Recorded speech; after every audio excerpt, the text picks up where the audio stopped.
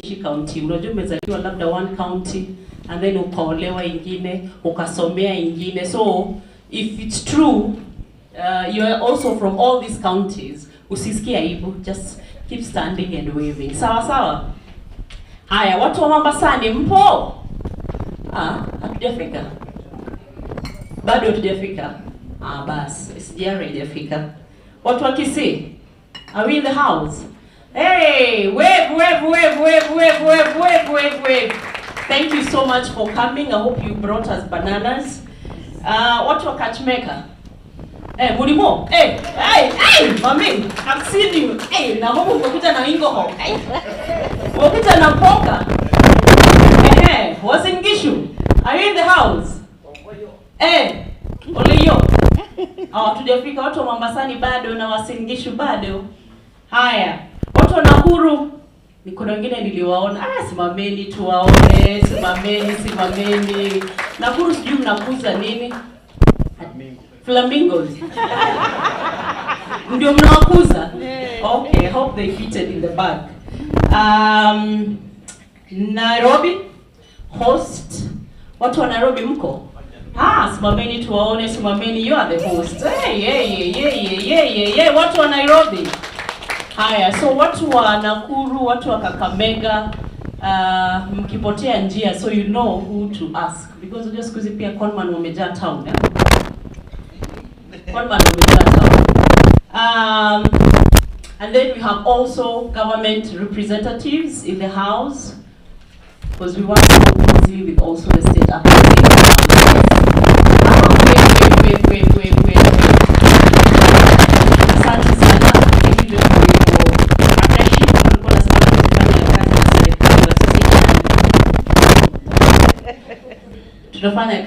We also have our partners also from Embassy of Denmark in the house. Thank you so much.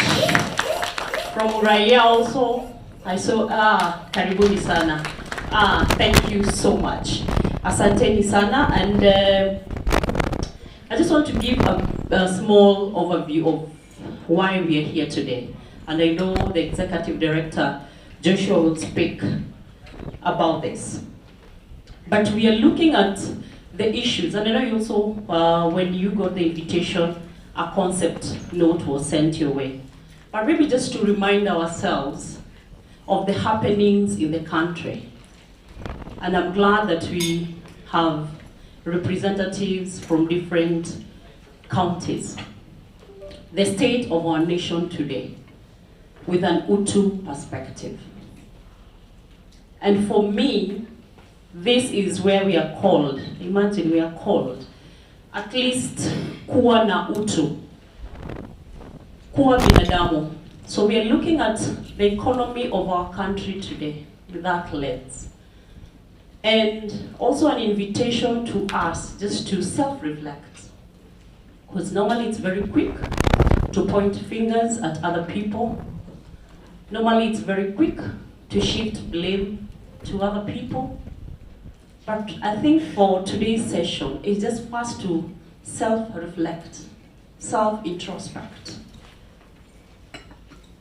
about the things that are happening in our country. Because I don't know about you, but for me, I know I don't have another country to run to. This is my homeland. My heart beats for Kenya. My mind beats for Kenya. I have children here. I have relatives here. I have friends here, so I don't have another country.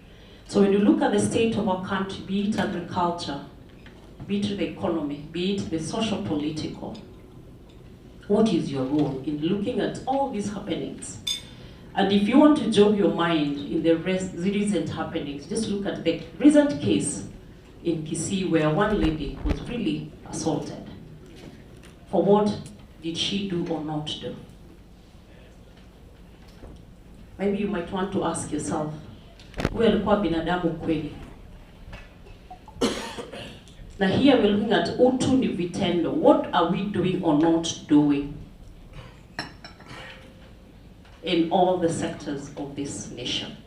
And again, today's discussion and even our panelists, we shall be speaking and sharing insights around this very dear things that are happening to our country. And that's why even when we sang our national anthem, we are called to action.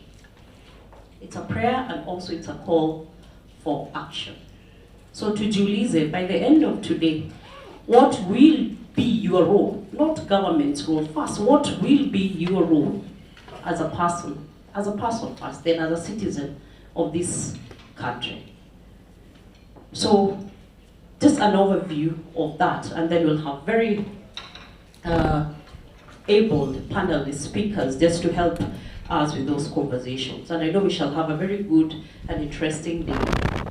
Having said all that, allow me to welcome the Executive Director of CRECO, Joshua Changwon, just to give his opening and welcoming remarks. So please, let's put our hands together to Joshua. Karibu sana, Joshua. Thank you so much, and may we appreciate Salma for the wonderful introduction. So thank you very much again. My name is Joshua Changwon. I am the team leader at CRECO Kenya, and I would like to take this opportunity to welcome all of you to this symposium. And I know most of you know CRECO, but for those of you who are interacting with the name CRECO Kenya for the first time, CRECO Kenya is a non-governmental organization. It's a consortium of civil society organizations, and it's 27 years old now, and it was founded to champion constitutional reform in our country. And within the space of CRECO, our leaders have emerged who've spearheaded good governance, democracy in our country. Some have even joined government. Some are still active in the space, continuing with the good work of implementation of the Constitution of Kenya 2010. And we envision a sovereign and well-governed society. That is our core business. And we do this through championing of constitutionalism and pro-people governance. And here is a situation where we don't only just do advocacy, but engage institutions of governance, whether in elections, whether in anti-FGM, whether in promotion of national values, whether it's promotion of security, and we do this by belonging to different networks. And here today, we are convening to have a discussion on a subject that is so dear to Kenyans. When you hear our radio airwaves, we discuss about humanity, about coexisting as Kenyans, about obeying the laws, about adherence and compliance to the laws that we gave ourselves. That is the Constitution. And this is courtesy of partnership that CRECO Kenya is having with Uraia Trust and the Danish Embassy, where we have this project on championing practice of human dignity in our society. So this is a project that came up because of challenges that we were observing in our society.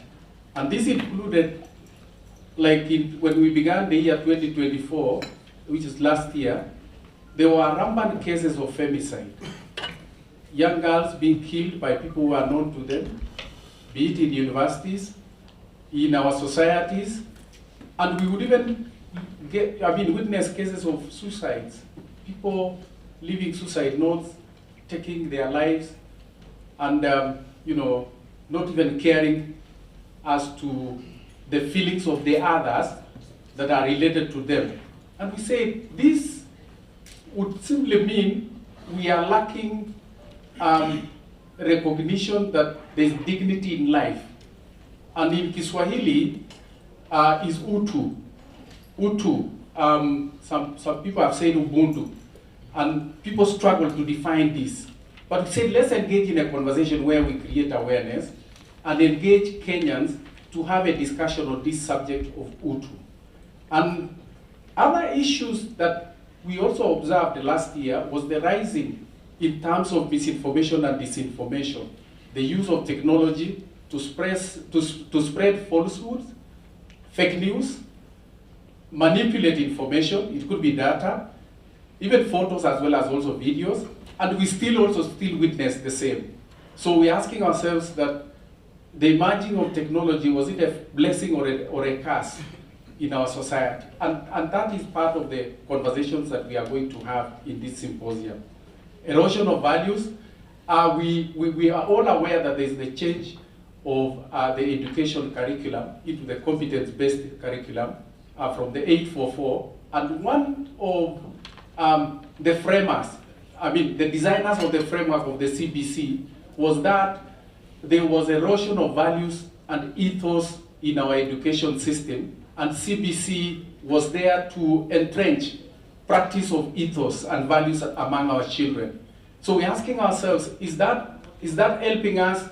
Is that taking us to that place where we are seeing an organized society that is respectful of each other?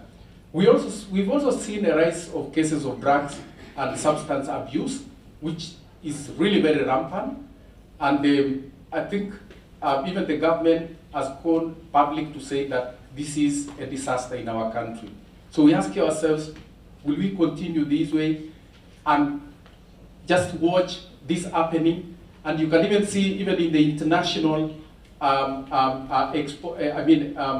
exposes, where we've had one of ours being, sentenced to, is it death sentence in another country, something like that. So it's become part of our profile where we are also traffickers of this. So we ask ourselves that we must have a conversation. Poverty, we see rising cases of poverty.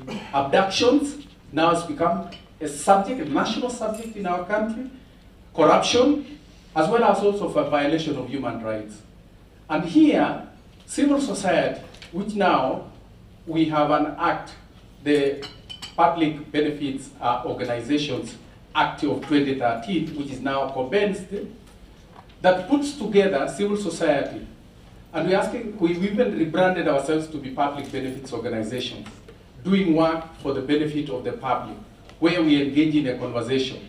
And that is why you find us having the Public Benefits Organizations Regulatory Authority amongst us to spearhead this conversation, to ask yourselves what are the values for the sector, the code of conduct, the law that we gave ourselves, how do we envision ourselves as public benefits organizations, and also complementing the work that is being done by government, as opposed to competing with the agencies of government. And that's why we've extended invitations to the Ministry of Interior, which will be gracing this symposium.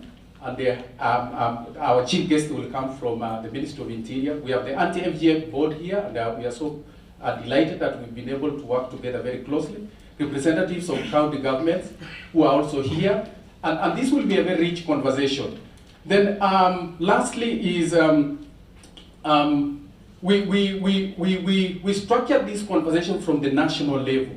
And the national level is having institutions or networks that deal with particular subjects.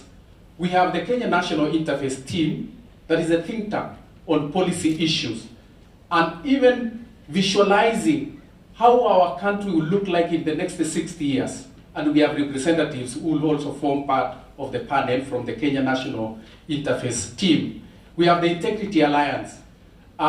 You heard of campaigns such as the Red Card campaign during the elections, having to tell Kenyans that do not elect corrupt people into political office, into public office, because the consequences will mean that you'll never get a service from such people. Such a kind of a campaign. And we are all attracted to such kind of campaigns, but the action is the opposite, because we also saw those people being voted into office. And we've had slogans such as, let's elect our thief, that is our thief. We've had Kenyans saying that, and bring those people into parliament. So we expect good results from such kind of people. So we have such networks that we have here that will also spearhead the conversations. We have the Elections Observation Group. I'm happy I've seen Mole here. I will also be hearing from them. I mean, when we visualize the choices that we make from a values lens. When you cast your vote, does it have ingredients of values where you are saying, this is a values-based choice that I'm making into choosing this particular leader to make decisions on our behalf, whether in the county government, in the national government, or any other public entity. We have also the Uchaguzi group represented here, and we'll also be hearing from them. The Civic Freedoms Forum, I know they will be very interested in terms of how Kenyan space has grown in terms of having people to exercise their freedom of expression and association. We do not also forget we have artists, people who entertain us in our social places. We have a DJ here, a DJ girl, has been very instrumental in coming up with what's called the DJ drops in social places to educate people. And we were tracing to say, most of these people who were killed in the middle of the night, they came from a club, having entertained themselves, and who was instrumental in making these people enjoy their time in a club. We know the DJs are very active there. So we say, let's work with them so that they can also pass a message of like, as you socialize, you also respect each other's life. And that is why we have the DJs. And we not only just the DJs, also illustrators, people who draw cartoons to show, because people enjoy visual illustration. I mean, outside here you will see illustrations that have been done, just depicting our normal lives, issues that are of ill practice in our society. And I think during break time, we should be able to see those, and some of them are also included in the banners that you see. So here is just about educating ourselves on the good practices that we need to have in life. But again, we moved beyond that and went to our universities.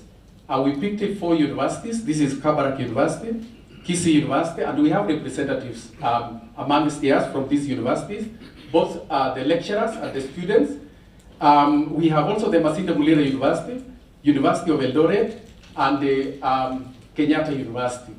And they have been very instrumental in terms of spearheading these conversations amongst the students, amongst the teaching fraternity, including also the administration. And if you hear testimonies from these universities, because universities are supposed to be think tanks, thinkers of solutions to problems that face society. Whatever they tell you, you can't believe, leave alone even the issue of funding models and whatever, but just the social aspect, the social construction in the universities, from missing marks of students, students not graduating, students conducting fake graduation ceremonies for themselves, and cheating their parents that they are done with college, only not to fit in any society. And they come. I'm happy, allow me to recognize you. Cam has been our mentor in terms of the vision. Maybe you can start, Cam.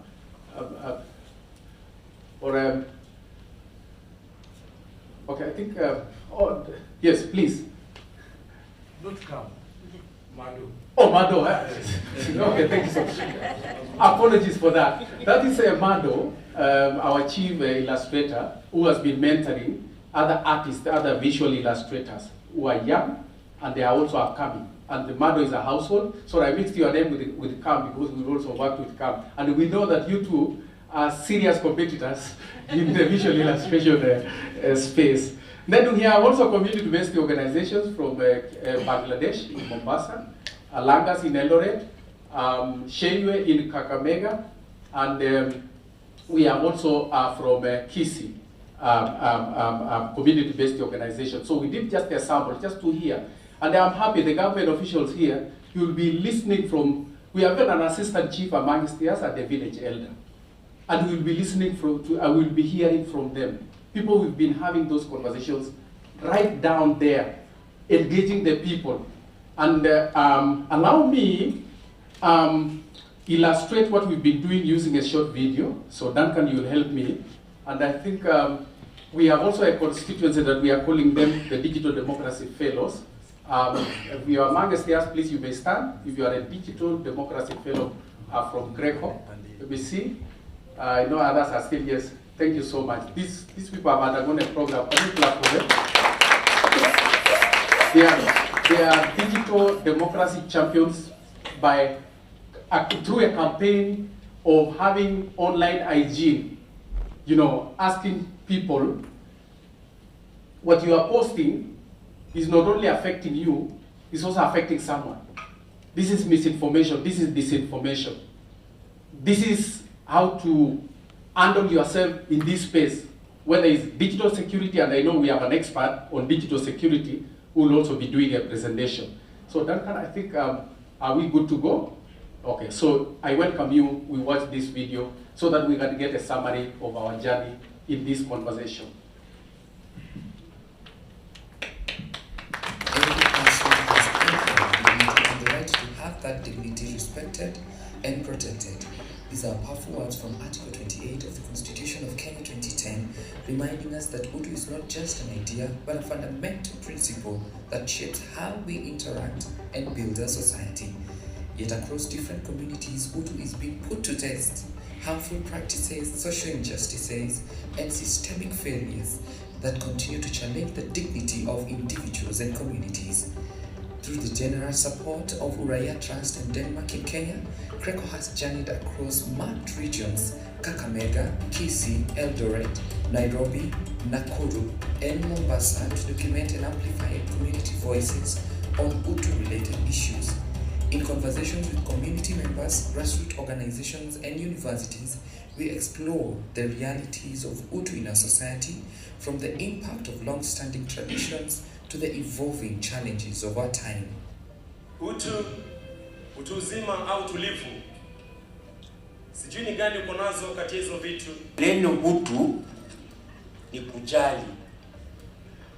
Na tukizidi hapa pale ya Utu ni kuwa na huruma. Merciful. Utu, people living together for the society, to enable all of them to coexist in society. To me, means everyone being accorded their dignity so that we can change our world in our complete way. Utu is tolerance. We need to tolerate each other. For me, one of the main terms that describe Utu is respect. Across different parts of the country, and specifically Kisii County, the practice of female genital mutilation, FGM, remains a deeply ingrained tradition often passed down through generations. While many justify it in the name of culture, community voices reveal the concerns, challenges, and changing attitudes towards ending the practice. FGM is the most prevalent, one of the most prevalent GBV cases in Kenya. Then Kisiis are now clever, more clever than government and law enforcers, to export girls to those jurisdictions without law prohibiting it. If you are found cutting a girl in Tanzania, there is no law stopping you from doing it. She drove them to a private hospital. Wakakuwa circumcised, and she told me, Judy, you know what? I want to take my girl for the mutilation. In Kisii, we are even talking about medicalization. But now professionals, some of them earning from taxpayers, employed in government facilities, earning from government, practicing. Drug and substance abuse has become a growing concern in many communities, particularly among young people. Conversations in different regions highlight these factors, contributing to the crisis and the efforts being made by families, communities, and institutions to address it. Because Utu means looking beyond blame and finding ways to support, guide, and uplift those affected, ensuring that they are not left behind. In Langas, kuna illegal liquor, only if I'm not wrong, pombe ya haramu. Mimi mwenyewe nimekava hii story. Sasa hii inapatikana kwa urahisi. Kwa sababu ukitoka hapo ukifika Kisumu unaweza pata vituo kama kadhaa za kuuza pombe. Kila duka iko na sigara hiyo. Hii bangi ukifika tu kwa iko hapa iko. Drugs tunaihandle vibaya, like badala ya go for the route tunaendea the step. Sasa kila mtu ametumia drugs. Unaona hivi? Ikiisha anaongeza. Na tunajua sisi kama wazazi jukumu letu ni kuwaombea watoto wetu na kuombea taifa kwa jumla, kwa sababu taifa lenyewe tumelewa, watoto wenyewe wamelewa. Si lazima pombe, mambo ni mengi ambayo yameelewesha watu. And gender-based violence have shaped the realities of many young people, particularly girls across our regions, what we, CRECO, explored. Through open conversations, communities reflect on the root causes, societal perceptions, and what can be done to ensure a more protective and empowering environment for all. Hata 13 years. Hata 13 years unapata 13 years jana amefungua. Saa zingine huwa inafanyika msichana na mzee lika yangu na kwenda mbele. Mwanaume anaweza zalisha mambo ikiumana achukue tu bagi yake na anateseka. Hali ngumu ya kimaisha pia inachangia wasichana wetu kufanywa mnyama. Wanawake wanasafa silent. Wanaume unatuumiza. Tengeneza mkutano ya mama kando na ya wanaume kando. Usikie malalamishi ya wamama, utashangaa. Kumbe wanaume hawana utu. Mimi hawana. Small boys, our small boys here. They cheat us, when he cheats me, and then we do the action, I get pregnant, he abandons me, it's like, hey, no, I came here to study. I can't go back home and say, hey, I went to campus, and then I became pregnant. So the only thing I'll do, I'm going to commit suicide. You are going through depression, and you can't communicate. You can't share it to your fellow students or to your fellow friends.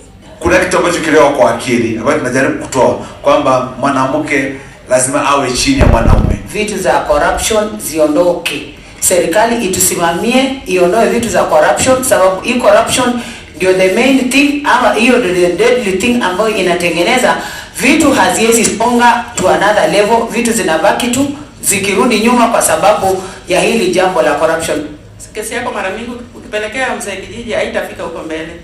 Ukitaka kesi yako iendelee mbele, maybe upeleke tu kwa police straight. Pia machifu pia wako corrupt. Unaingia chief unamwelezea anatoa kwako kitu kidogo. Hawa watu ambao tunawachagua hawafanyi kazi hata kidogo. Wametusahau kabisa, maana tumewachagua. Mtu anapochaguliwa kama mbunge, yeye amechaguliwa tu miaka 5. Hata hana haja na maendeleo, hana haja na kufanya ile kazi ambayo ilimpeleka pale, na sisi kama wananchi sisi ndio tulimchagua tukamweka pale. Lakini ameenda pale kwa ofisi na akasema tu kwamba wacha tu nifanye miaka 5 ishe, mimi niende nyumbani. Environment na rape, hiyo maneno yako mbili tofauti. Rape ni wewe mtu umekomaa, you are above 18 unarepiwa. Iwe mwanaume au mwanamke. The environment ni mtoto akunyuma ya miaka 18. Sasa bwana mimi naumwa wallahi, hata nikiongea machozi nataka toka. Unapata mwanaume analeta mtoto wa miezi 8. Miaka 6. Wewe mwanaume na akili zako timamu unakamata mtoto, alafu ikifika huko mbele, wewe mzee kuja hapa, mtoto wako ndiye alifanya hivyo. Chukua kitu. Mwenye alirep, familia mwenye alirep na mwenye mtoto walikutana wakaongea kando na mwenye mtoto akakataa, akasema hataki kwenda kotini na kesi kaishia hapo, akatoa 30K. Serikali kukosa kufuatilia wananchi wake ndio mnapata kila kitu inabaki nyuma, ama hakuna kitu kitatengenezwa kwa jamii kisonge mbele sababu ya hiyo corruption. Indeed, this perhaps is the most important point about utuchuoni. What is it that we need to do so that we do not create animals out of human beings? Even those who don't dignify other people's lives, they themselves want to be dignified. Interesting, because it is a basic human need. The reason why we have gender-based violence sometimes is because there is a man who feels so inferior and is trying to date us. You want to beat her to downsize her. The only law that they are trying to keep is the law that will get them to prison. Yet the basic law that controls human life so that they live a dignified life are actually the unwritten laws, that which we call the moral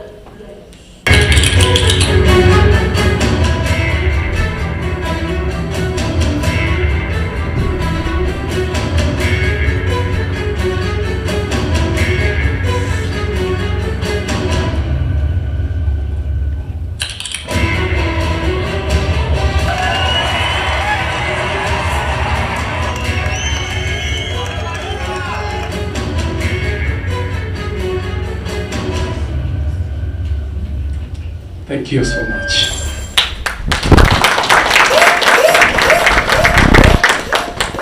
So on that note, allow me acknowledge my colleagues, Bernard Mwanda, wave like this, and Duncan Maigwa, you can wave. The voice of and the video editing by Mwanda. So it's good to acknowledge this is part of the critical staff. So thank you so much, and that is our country, and we're asking ourselves where would we become. Thank you so much.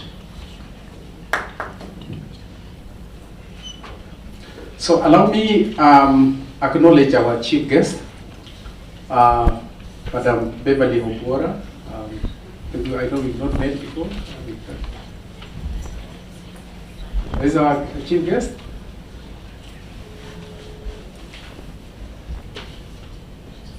Oh, not yet? Oh, okay. So, Salma, yes? Okay, great. So I think our chief guest, I've never met her, so that's, but I was being signaled that we have our chief guest here, but we are anticipating her any time from now, so that she can also help us to grace this occasion. But I know among us here, we have other esteemed members, Sheila Masina from Transparency International, Dr. Waindi, Oliver from Uraia Trust, maybe you can, so that I see you. Oliver, were you shy today? Okay, Asante, thank you. Can we clap for Oliver and Sheila? We have Sister Michelle Jerry from the Communication Network of Catholic Sisters, and others. I know, we have a duo of old, or a duo I've not seen you. Yeah, and other friends of ours who have also joined us. But as we go along, we will recognize you as we proceed with the discussion. So allow me hand over back to the moderator to help us take us to the next step. Asante.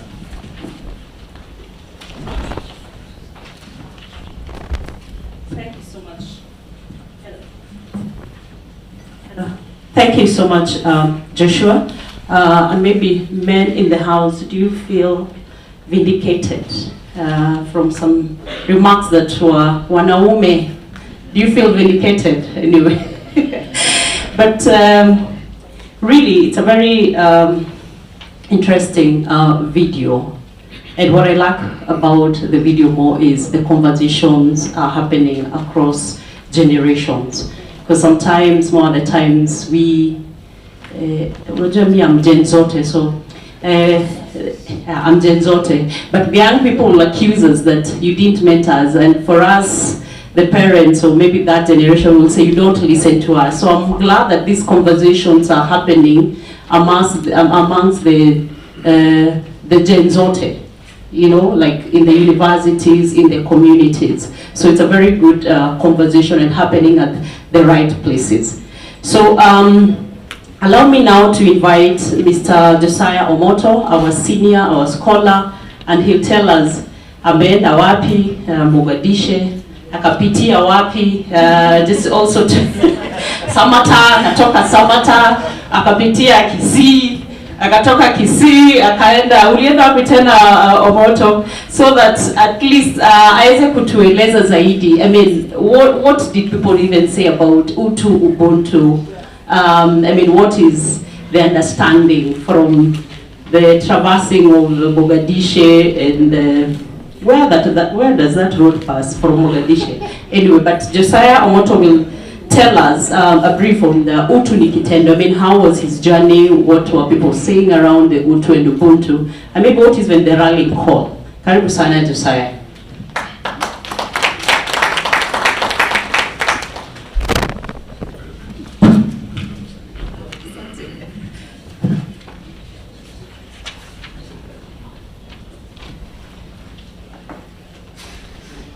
Good morning, ladies and gentlemen.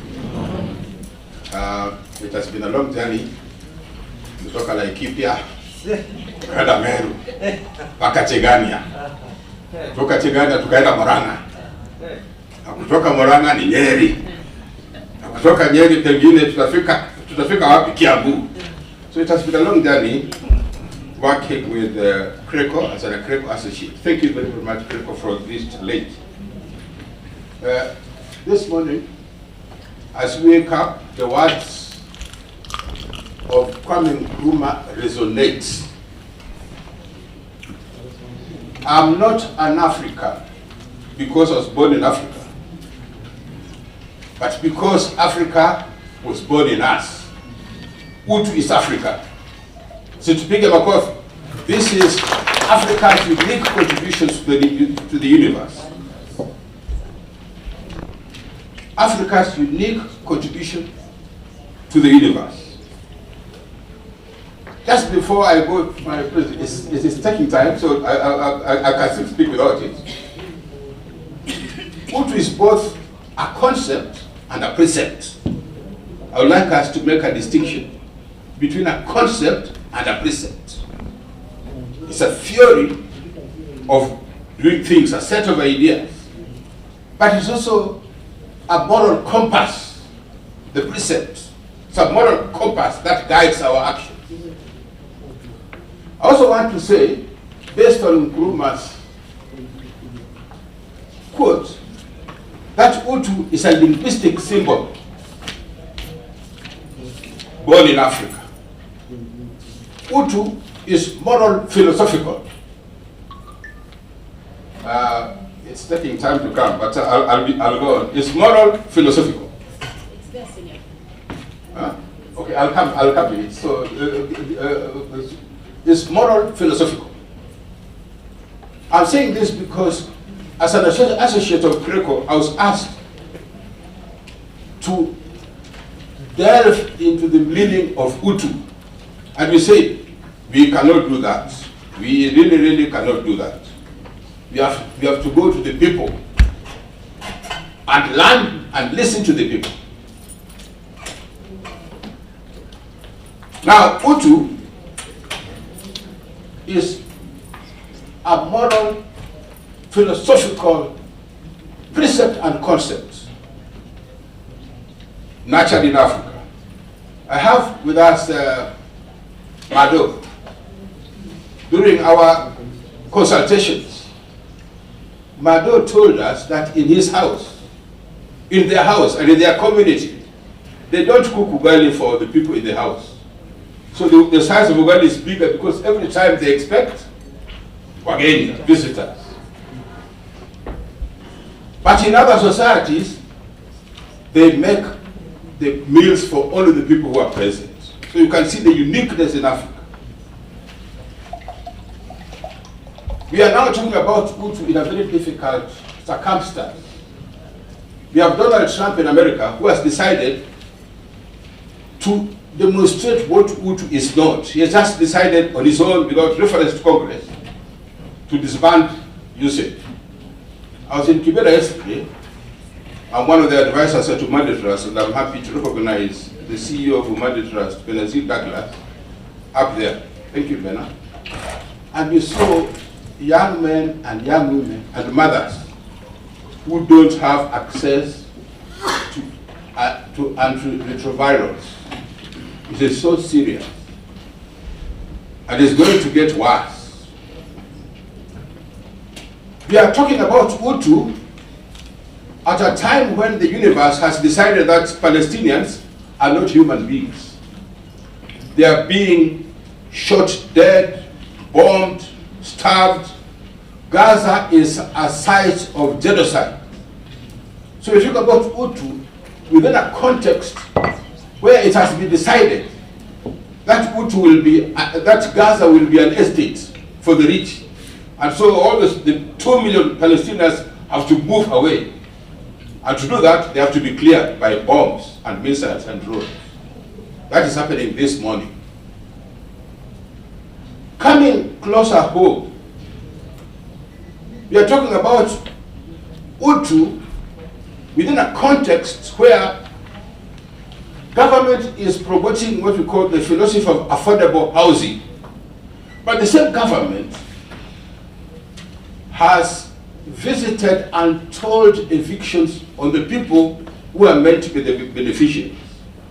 As we wake up this morning, it rained yesterday in Madari, but that still has over 140,000 homeless in a country that talks about affordable housing, where you deliberately visit police, caterpillars, and gangs to bring down buildings of the people. So, at Kreko, we basically say Utu is kitendo. You can't talk about bottom up when you are visiting pain and untold pain on the people. So let's come to our presentation. That was the context. When we got this particular assignment, we said we are first and foremost going to visit the people. Secondly, we said let us take time to look at the African proverbs and sayings, because Africa is born in us. And so, if you look at, I just want to pick any three sayings. The first one is people matter. It is human beings that count. I call upon gold, it answers not. I call upon cloth, it answers not. It is a human being that counts. That's an Akkad proverb from Ghana. Muntu ni watu. Muntu ni watu. A person is people. To be human is to be among people. A Kiswahili proverb. I'm human because I belong, because I participate, because I share. That is Desmond Tutu. A Zulu proverb captures the spirit of responsibility better. Hands wash each other. There is those from Western Kenya. There's something they call, and do a bonders here, they say, chambiwa, don't eat alone. If you're eating, eat with? Your word. Your word. Your word. You eat with your brothers and sisters. Don't eat alone. Okay? Now, in the process of trying to generate the meaning of this word, we read a lot of Kiswahili literature from Zanzibar and Mombasa. And I particularly liked the poetry of Ahmad Nasir Balo. Utenzi wa mtu ni utu. Utenzi wa mtu ni. And in this definition, I see from the African traditions, Ahmad Nasir underlines 4 qualities of utu. The first one, upendano, kindness among the people, without fitina, intrigues, rumor, discord, and ubaguzi. Now ukabila. So within utu we don't have ukabila. So that is Ahmed Balo's first stone. The second one is unyumba. Good relations starting at family level, community level, county level, national level. Unyumba. The third one is the quality of what Ahmad Nasir calls mbasi mwema, true friendship. And the fourth one is dini. Islam is very strong on matters of utu. The same with the Catholic Church. They are very, very strong. And we took time to read the Quran and to read the Catholic doctrines of utu. The Pope Francis, is for me one of the most utu-centered popes in the history of papacy. Tumpigie makofi jamani. The next. Now, we also looked at time to look at African socialism. We looked at African socialism, a document that was adopted across Africa. And if you, in all those literature, you basically see that there was, at the beginning, in the 60s, a focus on a concerted, carefully planned attack on poverty, disease, and lack of education. Where did we go wrong? In Africa, if you look across all the countries that were talking about African socialism, they are very, very clear about tackling poverty, disease, and lack of education. Where did the rain begin to beat us? Next. The stanza of our national anthem in Kiswahili. I don't know what happened. In the translation to English, they seem to have deliberately suppressed utu. But the Mungu nguvu yetu, ilete baraka kwetu, haki iwe ngao na mlizi, na tukae na undugu. Let us live together as brothers and sisters. We stand up every day singing the national anthem without understanding its meaning. Every day the national anthem reminds us to uphold the tenets of Hutu. Next. We talked about the African linguistic symbol. Hutu is an African linguistic symbol, multidimensional, moral, philosophical, and multifaceted. Sorry about it, Salima. Kisungu mingi za ingine. Lakini Hutu ni kama hivyo tunasema. So Hutu is based on African philosophy. Hutu is a value system that affirms the primacy of human dignity. Mwalimu wangu Michelle Mugu basically says, and she spent her last years on earth as a champion of Hutu. Hutu is an affirmation of others' humanity. There's an essence of being human and demonstrating communal solidarity. Sitasema hii kitu kingine, but the very fact that we talk about I am because we are. It is that it summarizes Hutu. I am because we are. No one exists in an island. It's a living pattern of behavior. I know it when I can see it, even when I cannot tell you what Hutu is. This is Agiovanni. But Abdallah Abdelatif talks about a person's kind acts towards others. Walimu Abdallah Abdelatif bado wako. Gungu wa Thiong'o refers to Hutu as actions are a better mirror of our life. You can't talk about love, love, love if you're not acting. That love. The best for me in Kisi, this is how they defined Hutu in Kisi. The best for me is the best for my neighbor. What is good for me is good for others. And from my brother Okara, ambassador, who is sitting here, sees Hutu as an antidote to the dehumanizing effects of the free market economy, privatization, very severe taxation, privatization of assets and regressive tax regimes. That is we picked it from our elder here, so we are putting you here. But we basically want to say that Hutu is futuristic. It is not about the past. Hutu is a search for alternative models towards a society that learns from its submissions, desires to correct itself and work together. We are talking about a future ambition. The last page. And so we have produced a document. I hope it's going to be launched today or in the course of the week. We have a document which has 4 parts based on the extensive consultations, based on learning from best practice. We don't want to pretend we know. We are basically summarized from what we have been told and what we have seen in books. We are basically, part 1 is about the normative context, what we have underlined above. What is so significant about the CRECO document compared to other documents, it has part 4, the human rights dimension. You can't talk about Hutu without looking at progressive realization of human rights.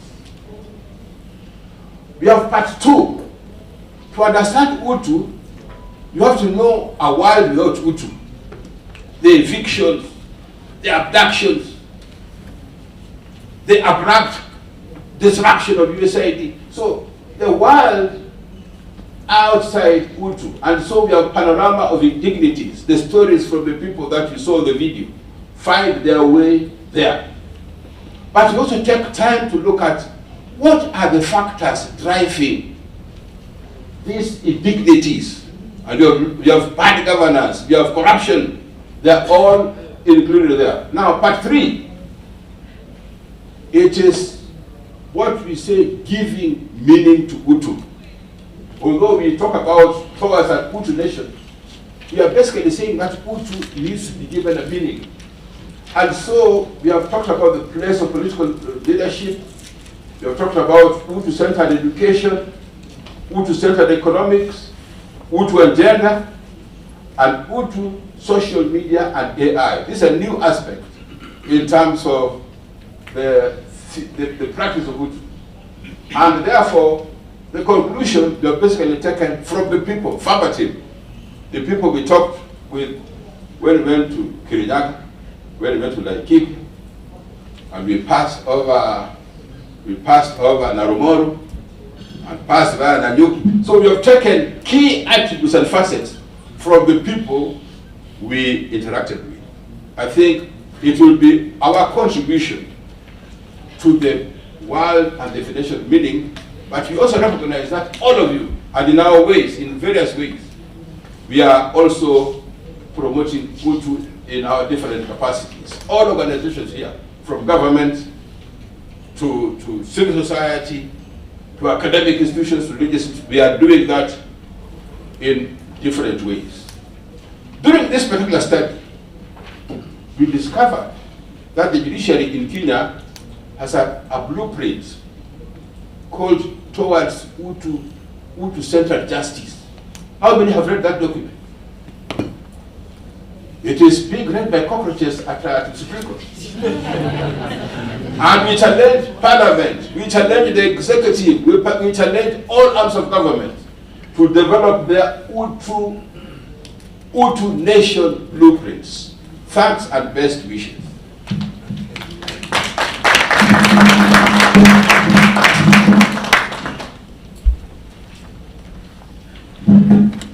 Let's give Josiah another round of applause. Thank you so much. I love how simple you've put it. Na amesema kwamba ni kama hivyo tunasema. You get where that come from. You know, every generation had a president that had a line that became very popular. So Moi used to like signing his speeches sometimes like that. So Josiah, thank you so much for making us understand. I think the pace is set. And now, for those who are here for the very first time, you already are building that thread and you know why we are here and the conversations that we want to have here. So there are a number of people that have partnered with us, guided us to make sure we are where we are today, but also to continue having these conversations. So I would welcome them to give very brief remarks. So starting with the CRICO Board Chairperson, Mr. David Malombe. Let's give him a round of applause.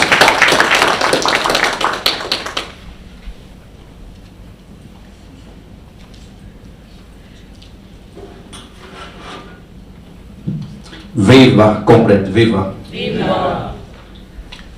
I begin by appreciating the GRECO members who are here. I just want to request them to stand and wave to the crowd, the GRECO member organizations, because we are also here as GRECO. GRECO is a coalition. Thank you so much. I just want to make a few political constitutional reflections, building on where General has left it. You have laid very powerful ground for us. First is just to say this discourse is deeply canvassed in the Constitution of Kenya, and I will just going to be talking about that very briefly. But when you look at what Comrade was talking about, the African socialism, I think that's also very important because it requires deeper reflection. It was about Africa's humanistic and egalitarian way of life. So we used to live in a life where we used to care, and also a life where we used to share. I remember when Oliver was talking about in the event which was hosted by Sheikha, I think last week, it was very clear that these are some of the behaviors which are inherent in our lives. So that sometimes we even don't need constitutional frameworks to validate those behaviors and values which are inherently African. So it needs to be our ways of life, and then we need to be asking ourselves exactly where did the problem come in, so that these ways of life have lost meanings, and then they have to be entrenched in the Constitution, and then even with that we are not able to comply with them. If you look at the Bible, it's talking about loving your neighbor as you love yourself. And of course, you cannot hate yourself. You also expect to treat others the way you expect yourself to be treated. Quran is also very clear in terms of treating people in dignity, because they are also creation of God. In the national anthem, the third stanza talks about Kenya yastahili heshima. So what does that mean? When we say national anthem declares Kenya yastahili heshima, it means people have to be treated with dignity. Dignity actually is about treating people with honor and respect. And this is what makes human being different from other creatures. It is the basis for protection of human rights. People have rights because they have inherent dignity. So that's where we are coming from. So with all this, where is the problem? To me, as a political economy student, I just want to submit, Elder here, I've seen your perspective about this capitalism. So I think because we have had a history of caring, egalitarian ways of life, I think the problem came when we got into these colonial ways of governing public affairs. We got into this capitalistic system which was based on the interests of the corporate and the political elite. Actually, for those who know, colonialism set Kenya as a company. And then from there, we end up with very bad policies and the practices which have been sustained by our post-independence regime. So when you have that kind of a system, a political economy system driven by oppression and repression, how then do you expect a society which was purely progressive and African to sustain those values? So that has been the political, economic, governance crisis of the country, which then puts us into this situation where we have no values for respecting and loving others. But this is part of what the Constitution was also trying to overthrow, this kind of criminal state and criminal behavior and criminal way of relating and managing our affairs. So that's why we start with Article 1, sovereignty of the people, putting people at the center. Because what the colonial system did was putting people at the margin and advancing the interests of the elite, which are still being perpetrated by the current corporate and political leadership. So Article 4 tries to reverse this kind of criminal ways of governance. Talks about Kenya shall be a multi-party democratic state governed around the principles and the values of good governance in Article 10. So Article 10 don't start from zero. They are indicators of the multi-party democratic state. So the Katiba is very clear that we are supposed to be a multi-party democratic state, which is a departure from the criminal, oppressive colonial state. And therefore Article 10 is supposed to be the indicators of that state. So once you go to Article 10, then you find human dignity is part of the values in Article 10.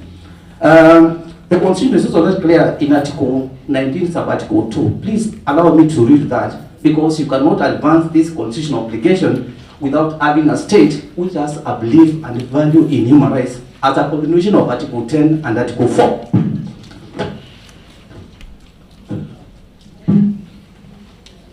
Allow me to start from Article 19 sub-Article 1. Very important. Some of these we don't read and also interrogate. Very powerful thing says the Bill of Rights is an integral part of Kenya's democratic state and is the framework for social, economic, and cultural policies, which means we are not supposed to be running the country on these other blueprints which are run by the economic and political elite. We are supposed to have a country which is centered on human rights principles. Article 19 is very clear, human rights centered governance. But 2, very powerful, that explains why our rights important. Says the purpose of recognizing and protecting human rights and fundamental freedoms is to preserve the dignity of individuals. Preserve what? Dignity of the individuals.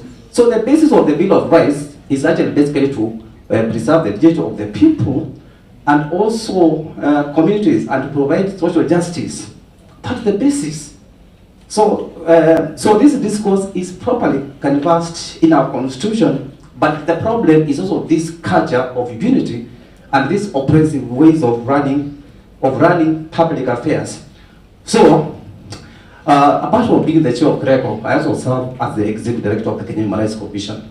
And therefore, at KHRC, we are also having a very deep reflection as we work on a strategy plan, asking ourselves, so the Constitution talks about a multi-party democratic state. Article 19, you have heard what it says. So what would be some of the tangible indicators of this kind of state? Of course, Article 10 is there, but as we are summarizing it into two, a state where people are able to enjoy their freedoms and also enjoy their dignity. Because a democracy without freedoms and without dignity is very useless. So as I come to close, I just want to challenge ourselves as we move towards 2027 elections to just think about how we are also going to have Hutu-based politics and the leadership. And that's why the values in Article 73, which comes from Article 10, are also part of what we need to be advancing. Because leadership is supposed to be about people. Actually, if you read also Article 73, there is also that implication. It talks about leadership which brings honor to the people and to the nation. So that leadership which has honor and which has honor to the people definitely is also going to be Hutu-driven. So basically, I think our constitution has very good guidance on this discourse. But now what we need to do, and it's also part of the document Comrade is talking about, is now to make it very practical. How do we make it realistic? We have these lofty provisions of the Constitution, but now how do we make it practical? But even with the Constitution, the problem is just this culture of running public affairs. If we don't confront that culture, we are going to have challenge of realizing this kind of progressive state, which is Hutu, rights-based, dignity-driven. With those remarks, I want to welcome you to this great intervention, and hope by tomorrow we'll be able to have a common position on how to advance this. Thank you so much, Davis. Let's appreciate him once more. Thank you so much for linking Hutu to the Constitution, and if one day we get aggressive enough to go and excavate those that Josiah claimed that have been read by cockroaches, then I believe we can do much, much better.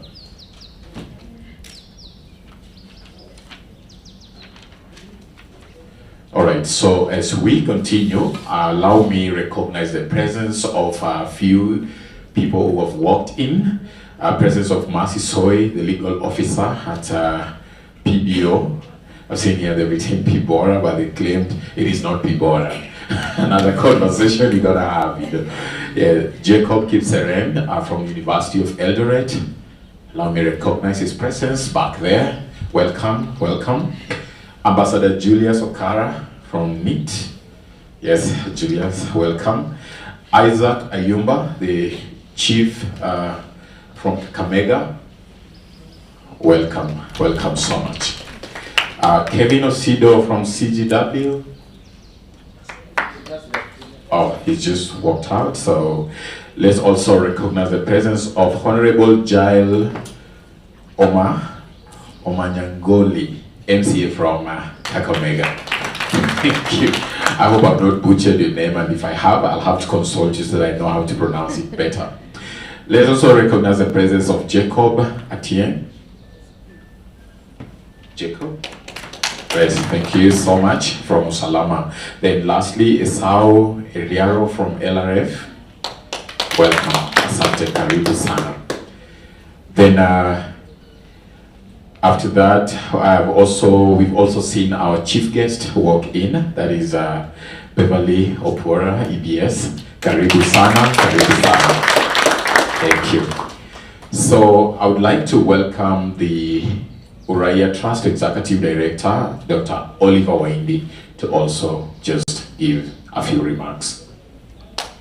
Welcome, Oliver. Let's appreciate him as he walks. Thank you.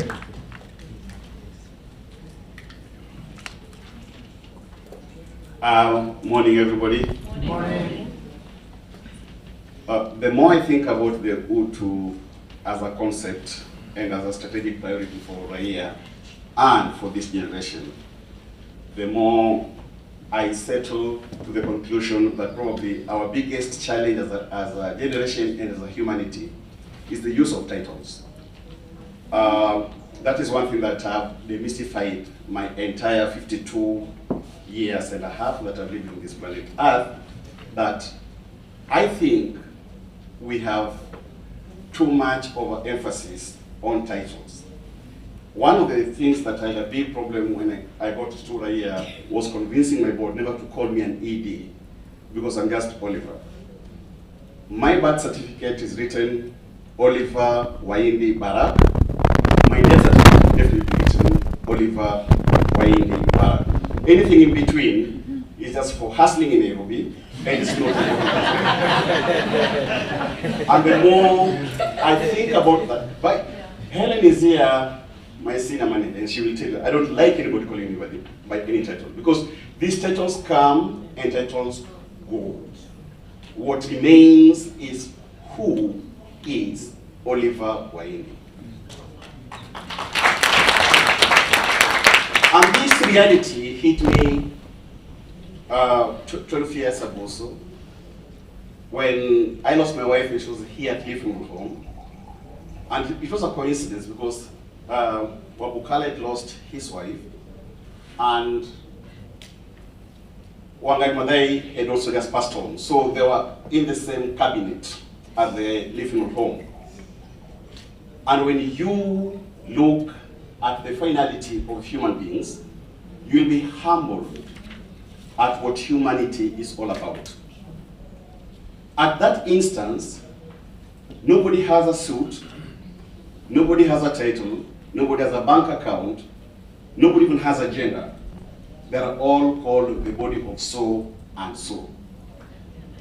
And that's the simplicity and the finality of the human being. If you remember a couple of years ago, when Queen Elizabeth died, and she was getting buried by the Church of England, the statement made by the deacon was very simple. We are now derobing Elizabeth, and we're burying Elizabeth. Again, a reminder to all of us, the temporal nature of our titles. Unlike the good book of Ecclesiastes says in the Old Testament, it's all vanity. For those who didn't do literature, I'm setting a background to all this Utu talk. Because sooner than later, you're going to realize that the real cause of why we don't have Utu amongst ourselves is the false assumption that we are probably better than the rest. Until reality hits you, that regardless of your title, regardless of your tribe, regardless of your religion, regardless of your gender, regardless of where you're coming from and how close you are to the president, ultimately, we are just a conglomeration of cells whose lifespan is too little and too irrelevant to cause disharmony in the humanity. So on 28th of March, 3 years ago, I'm working for this organization and we're traveling to Garissa. So it's very late at night. It was my first trip by road to Garissa. So just past Mwingi, it was very late because we had a mechanical issue. And as we approach Garissa, it's very late, it's raining, and it's very dark.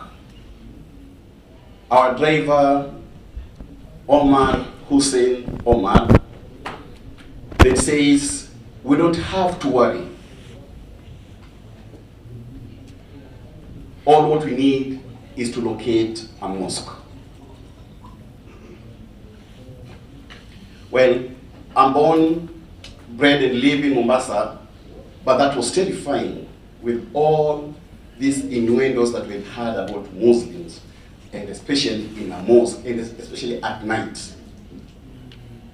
So I asked the driver once again, despite the fact that I've grown amongst Muslims with my brother who here, is it safe? He said, no, no, no, it is very safe. He was not our company driver, so just a hired driver. So that makes it even doubly worrying. But we drove in, it was a Saumu period, so people are fasting. And so they just broken their fast. So we drove in there, and we were welcomed with beautiful food, very, very good humanity. And I felt so much at home, and I asked myself, what is it that I've heard so much about Muslims? Because this is how human beings are supposed to be. They didn't know us. We didn't even book an appointment, but we drove in there just before Garissa town. So they usually me, I asked them, what motivated you to be this good to us? And the guy said, it is my duty as a Muslim to take care of any visitor that comes. And so when we got in, the driver who was a Muslim was taken care of properly, like Muslims are supposed to take care of each other. But it reminded me that how good we are as a people, only maligned by misconceptions and misunderstandings amongst ourselves. Again, 2 weeks ago, you must have seen the story of Kweyu, whose son has been stuck in Saudi Arabia, facing death, and for a long time. She's a personal friend of mine, Kweyu, the journalist. I hope you all know her. And we've been trying to contribute money. Personally, I brought a lot of my friends, and it's nothing much, you know, people giving 500, yet those people wanted 130 million Kenya shillings. But a group of Muslims just came together and said, we have to save this guy. What am I trying to say? I'm trying to say that the goodness in us supersedes our religion, our spirituality. Because human beings inherently are very good to one another. But we are made bad either by the circumstances that we are in, or by what we found out about in our ecosystem. So that's why I remember when I began I think the PhD class at University of Nairobi Diplomacy, School of Diplomacy. Professor Maria Nzomo, anybody knows Maria Nzomo? Yeah, she came to our class and said, this is a philosophical class, and the question that we are going to consistently ask you is, are human beings born good and made bad by the world? Or are human beings born bad and made good by the world? And the more that question keeps on ringing in my mind, the more I look at my country, and the more I'm perplexed by what's going on. I'm a board member of one of the largest Pentecostal churches in this country. And when we wanted to get our bishop, the clear favorite then presented his papers. And it's so sad that in my church, then we found out that the guy had plagiarized all his papers. And I asked myself, this is happening inside the church, not outside. And therefore, it tells you that we can camouflage in our spirituality. But the inside person of Oliver Waindi always has a way of coming out. And that is the person we want to address this morning. Again, I remind us day in and day out that beyond the beauty of the suits that we are wearing right now, beyond the faces that are exuding confidence about my country, and about the beautiful faces I'm seeing here, who are you inside?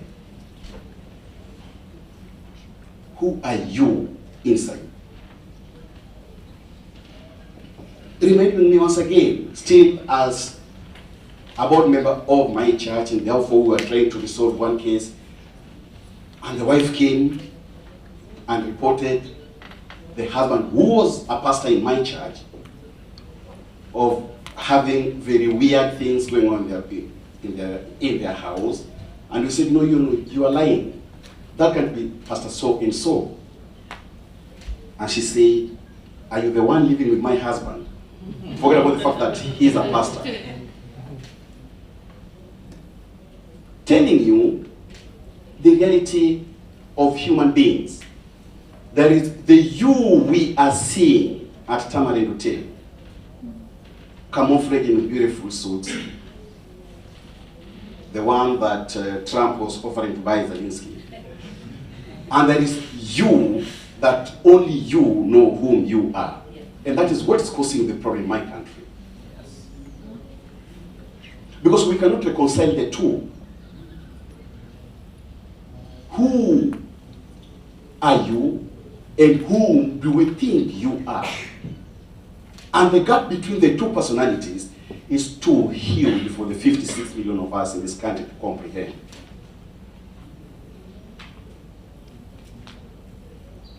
Because everybody in this country knows about the Constitution. Our head of programs, Marjorie on our way to everybody, will tell you that we got in this country preaching about the Constitution. They know it from Turkana to Vanga, from Kehancha to Wajir. They know everything in this Constitution. And then you ask yourself, then what exactly is the problem in our country? It's not lack of information, it's not lack of knowledge. But the inner us, the demon in us, is stronger than the academic papers that we float around. And that's the demon we need this morning to face head on. Let's wonder then, we cannot understand as a humanity why one of us wakes up in the morning, takes a taxi to JKIA, goes back, takes another taxi to Isiolo, takes another taxi to Bole Airport, flies all the way to Vietnam to go and ruin other people's kids' lives. And when they are caught, we all go back to the pulpit and pray, God help one of us. Because by nature, human beings don't like laws and rules. I've said it times and times again, that the entire Bible is summarized into 10 laws. Only 10. And you all know them, don't you? Even Muslims know the 10 laws that Moses was given. Only 10. And for the thousands of years that we have inhabited planet Earth, nobody, including Oliver Waindi, has ever followed the 10 rules. Very simple. Don't call the name of your God in vain. Don't love your neighbor's wife. Those are the people we love. Don't lie. We are not perpetually lying. Don't. It's just 10 of them and we are unable to follow them. Because inherently, we are not wired to follow laws. And it reminds me, 23 years ago, when my son was a year old and we had changed maids so many times, then I told my wife one thing, that I think, first as a professional HR person, that one of the problems that we have had, and that's why we are having so many maids coming in and out. It's because we spend a lot of time giving rules and regulations. So anytime a maid comes in, we spend an hour or two sitting her down, and putting rules in this house. This is the way you are going to handle our son. This is the way you are going to do what. This is the way, and those are the same things she will break in a day or two. So when we got this one, I told my wife, let's try something different. I said, we will not tell her anything. She knows why she's come all the way from Busia, and we trust that she's mature enough to take care of our son. Don't tell her anything. And she stayed for 23 years until she passed on last year. Wow. 23 years. And it taught me something fundamental. And my staff are here, they can tell you. I don't follow rules in the office. And that's why when Joshua told me, please Oliver, put on a suit. I said, I don't put on suits because I love being the disruptor. And so, I told everybody in the office knows, whether you want to come at 10 or 11, that's none of my business. But my business is that what we agree ought to be done is done. Human beings are not meant to be caged by laws. Otherwise, Kenya has, 2010, 180 months later, we are still unable to follow this. We are unable to count how many women are in parliament and how many are not, and how do we get 2/3 here. We are still unable to, 56 million of us. We are still unable to agree on who ought to be in the IBC. Because we still think Kikuus are better than Kalenjins, who are better than Taitas, who are worse than Dorobos, who are worse than Luos, and who are better than... we still think that agrarian thinking, when the world has moved on, when all of us appreciate that in those fridges, in the morgues, there is no time there.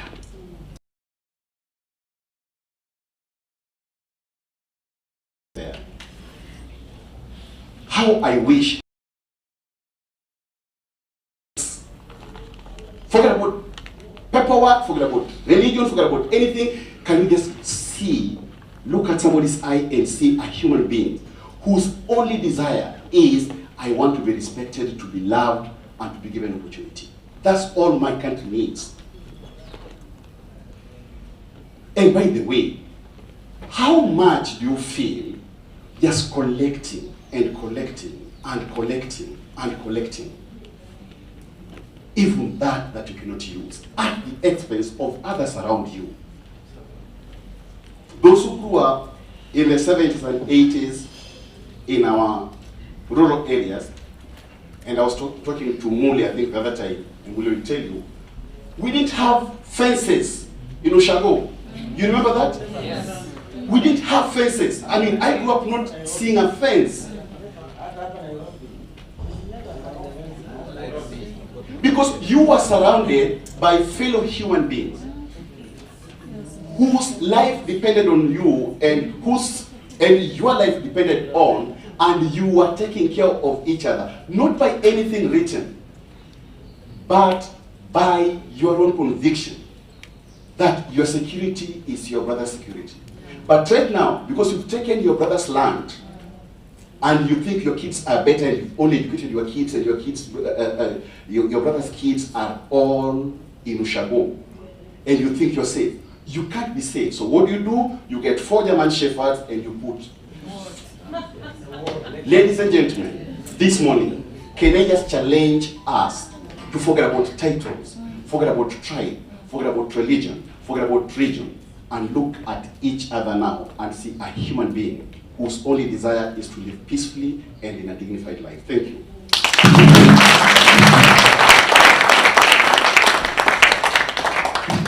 Wow, what a challenge. Thank you so much, Oliver. And thank you also for sharing your very personal story with us, because at the end of the day, it is what is inside that matters. And the reason why even I asked Andrea, just interject at this juncture, is you speak to the many sessions normally we do. I'm a psychologist, sorry. I work with Inuka Kenya. When we do self-awareness session and we ask people, who are you? Who are you? Because if you're a stranger to yourself, you're also a stranger to all of us. And the responses we get is, I'm a woman, I'm a man, I'm a program officer. But when you're stripped of these roles, who do you become? Quite a challenge. Thank you so much. So allow me now again at this juncture to invite Mr. Joseph Kimani from Embassy of Denmark. Karibu sana Kimani.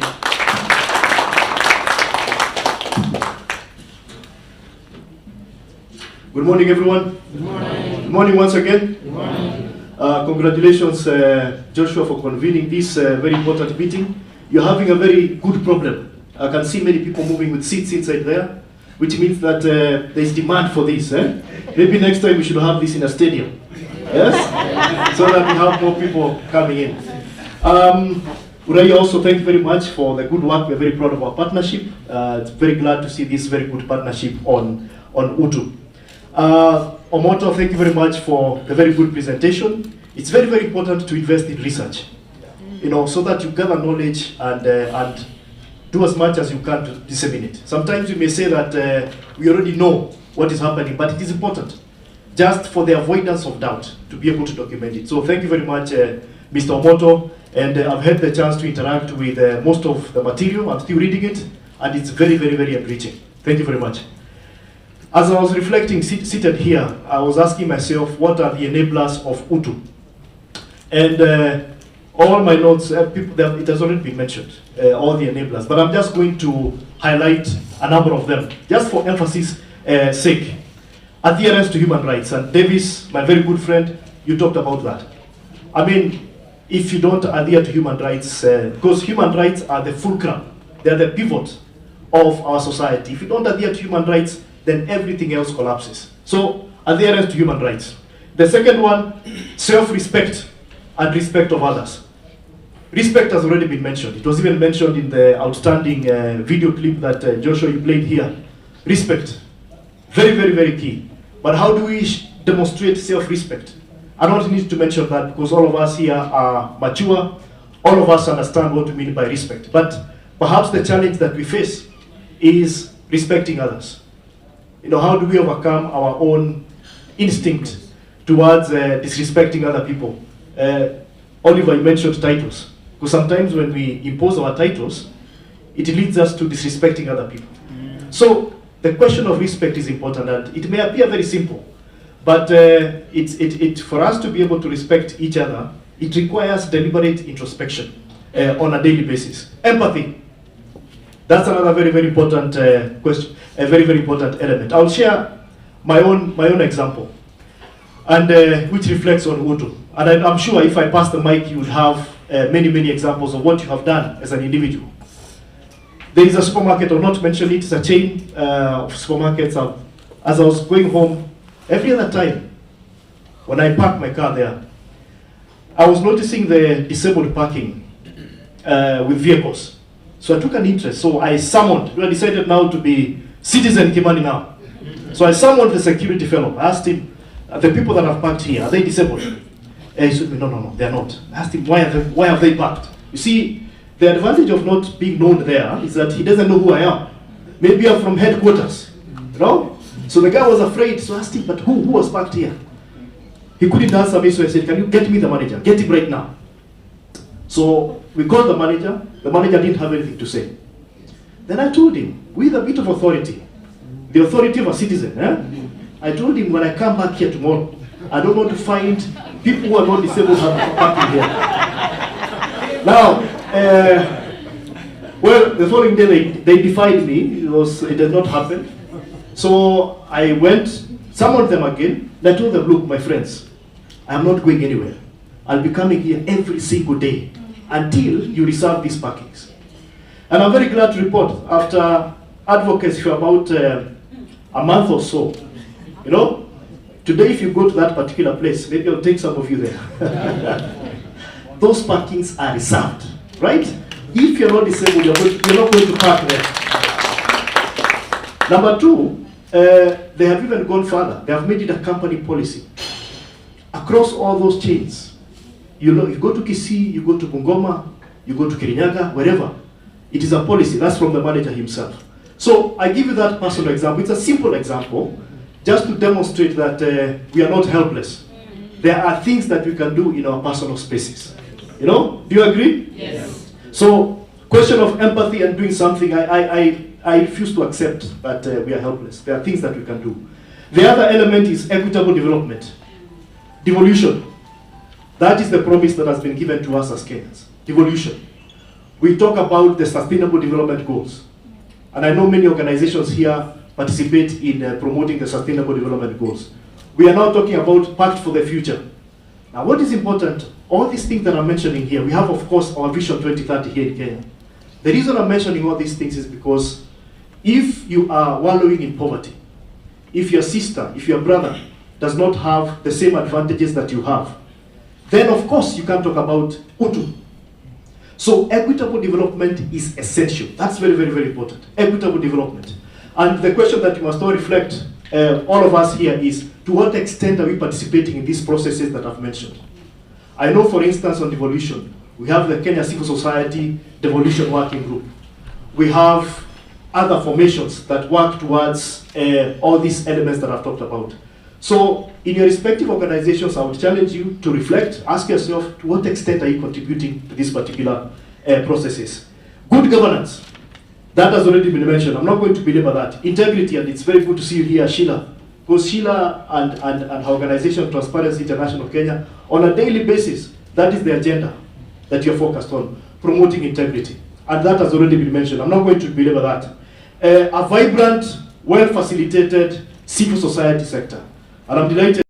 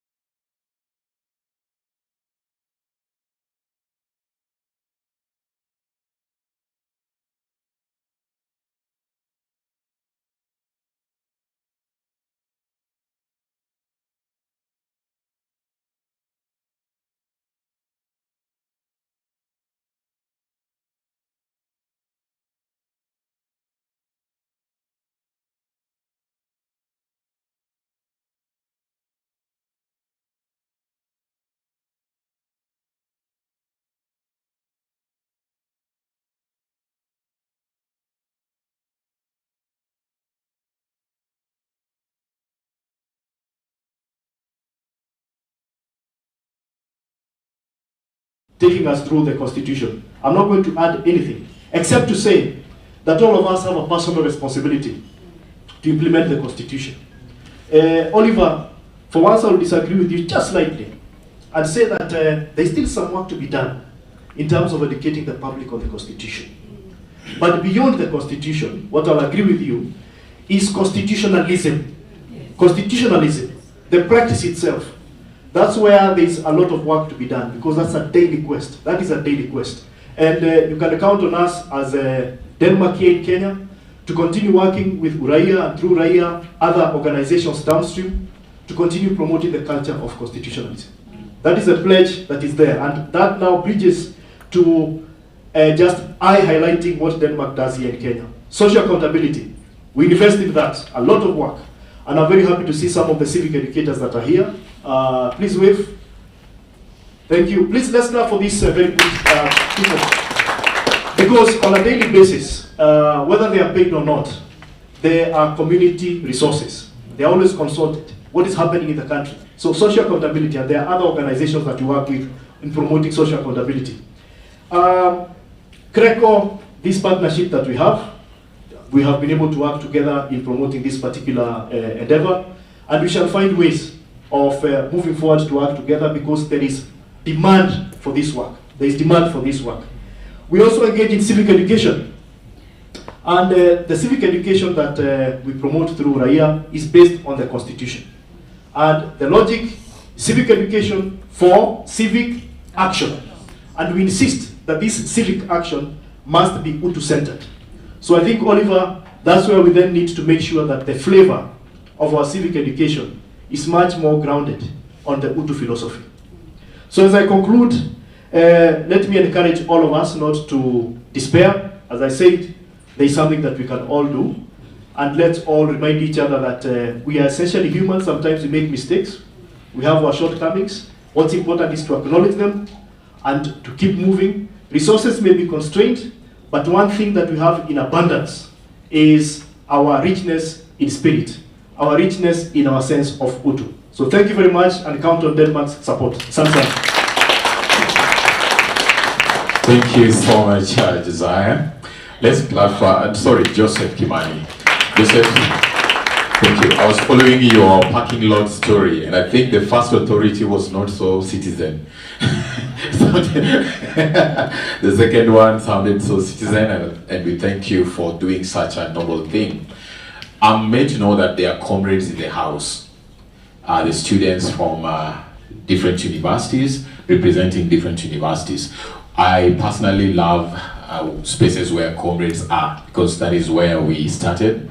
Those days when we were punching bare knuckles, thinking the administration is the enemy and promising a lot in the comrades' power, until you get to the office and you realize the comrades' power and the narratives are not so loud when you get to the Senate.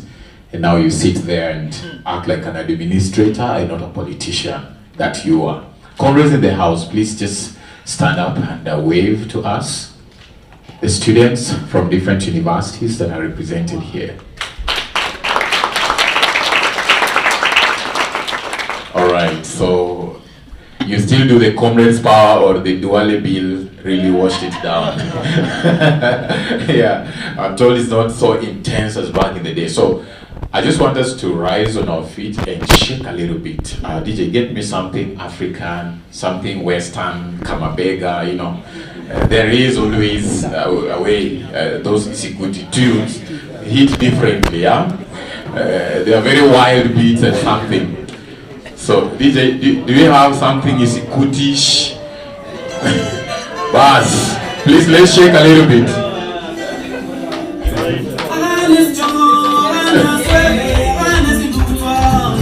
Please, if your neighbor is not shaking, please remind them to shake a little bit.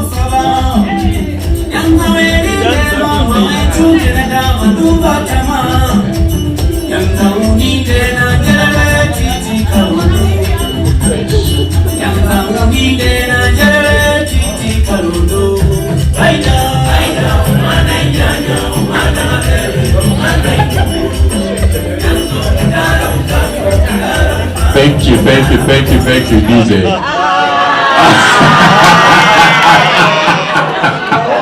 Wow. Okay. We will come back there. Now, guys, you see what I was talking about? Isikuti has a way with people, right? Yeah, even the Gor Mahia fans find themselves joining them, one way or the other. Yeah, there's something with that drum. It is not human. Yes, I know. So, at this juncture, I would like to welcome on stage our chief guest today, who will give us a keynote.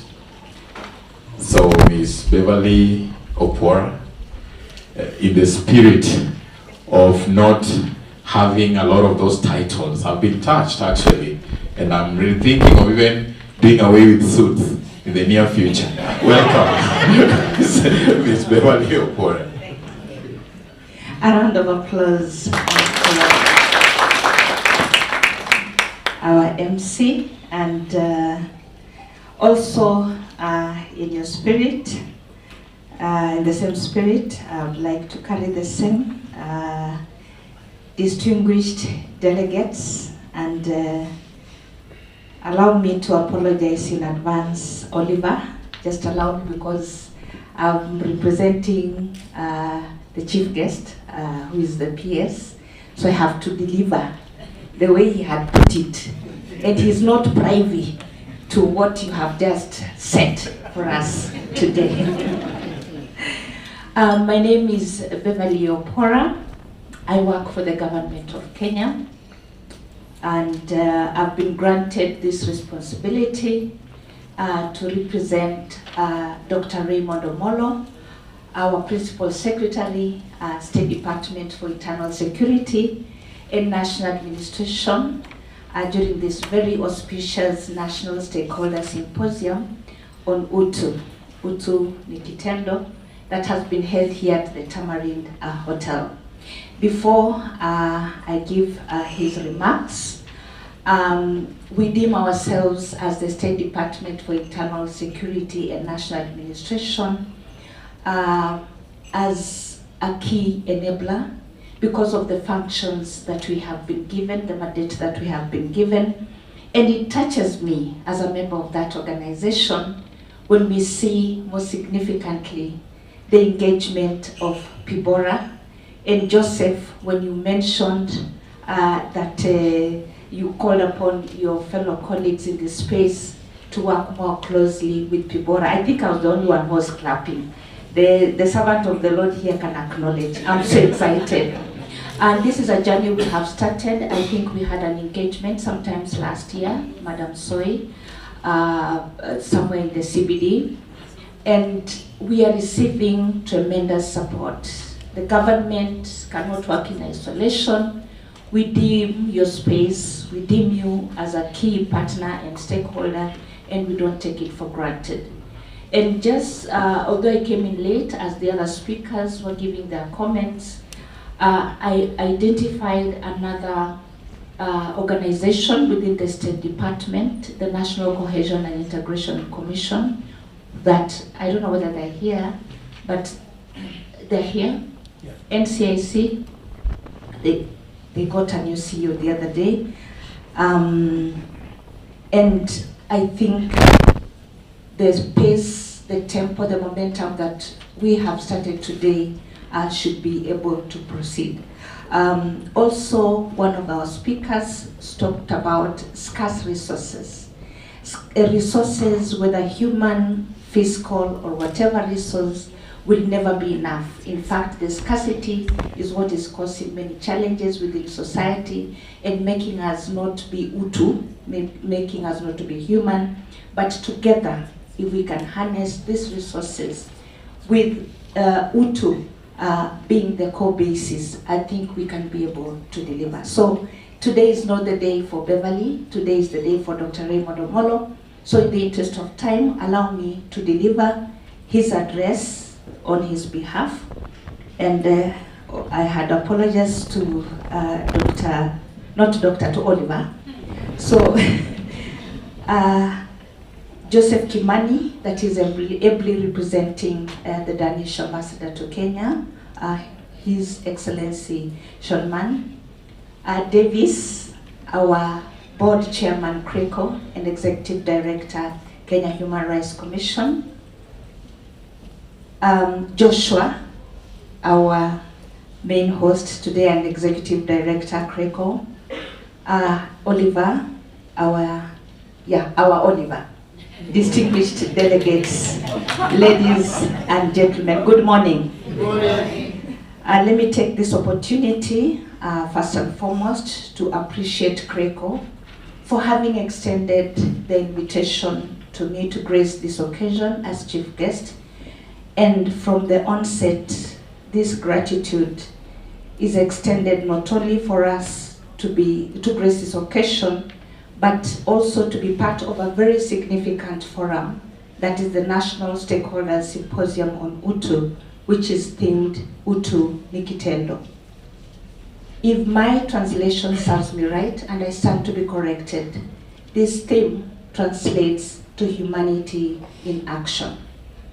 I also take note that our symposium is seeking to, one, facilitate our understanding on the meaning of Utu and also fosters solidarity among public benefits organizations to practice and demand value-based leadership.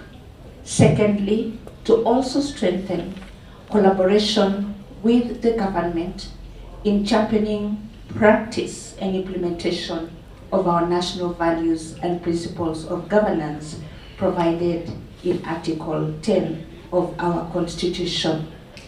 Distinguished participants, allow me to acknowledge the rich audience, the facilitators, and also the speakers that have been lined up for this symposium, and even the composition of the attendance.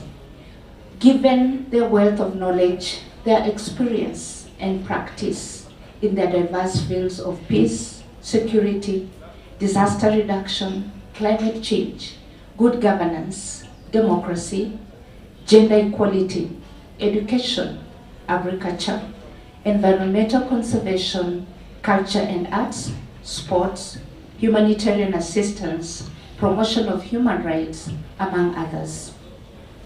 On behalf of my colleagues in government, I commend and applaud you for your commitment to ensuring that the values of humanity, human dignity, peace, and justice guide the development of our beloved country. And as the representative of government, particularly to Oliver and Davis, I was listening very keenly, and you can be sure I was picking up the spaces that we need to position ourselves as the State Department of Internal Security and National Administration, who has a core function of coordinating all national government functions in the field on what we actually need to do, particularly embracing and listening. And even when you look at this poster, issues of sustainable development, issues of peace, and issues of unity are all domiciled within our dockets, and we need to do more. Distinguished participants, this symposium is not just a gathering. It is an important milestone in our collective effort to address the critical issues that our nation faces today. From the state of peace and security, the health of our economy, the challenges of youth engagement, and the numerous emerging issues, this forum provides a unique opportunity for us to engage in meaningful dialogue. It's only through such a collaboration that we can ensure a peaceful, prosperous, a just and dignified society for all. As we come together to deliberate on these issues, let us not forget the central principle that binds us all, Utu, also known as human dignity. And I thought Oliver would clap to this because that's Utu is not merely an abstract concept, but a tangible and actionable principle that must guide every policy, every decision, and every action. Utu ni kitendo calls us to deliberate and be active in creating a society where dignity is upheld and where every individual, regardless of their societal standing and background, feels valued and respected. In the recent years, we have witnessed the significance of peace and security as foundational pillars for the well-being of our nation. The government remains steadfast in its commitment to ensuring that our country remains secure. But of course, this will only be attained when we work together with other key stakeholders. We are also committed to ensuring that the country remains secure. This isn't just the responsibility and task of the government. It is the collective responsibility of every Kenyan citizen, state actors and non-state actors alike. We must therefore continuously work together, strengthen our collaborative efforts to combat insecurity, build resilient communities, and foster a culture of peace.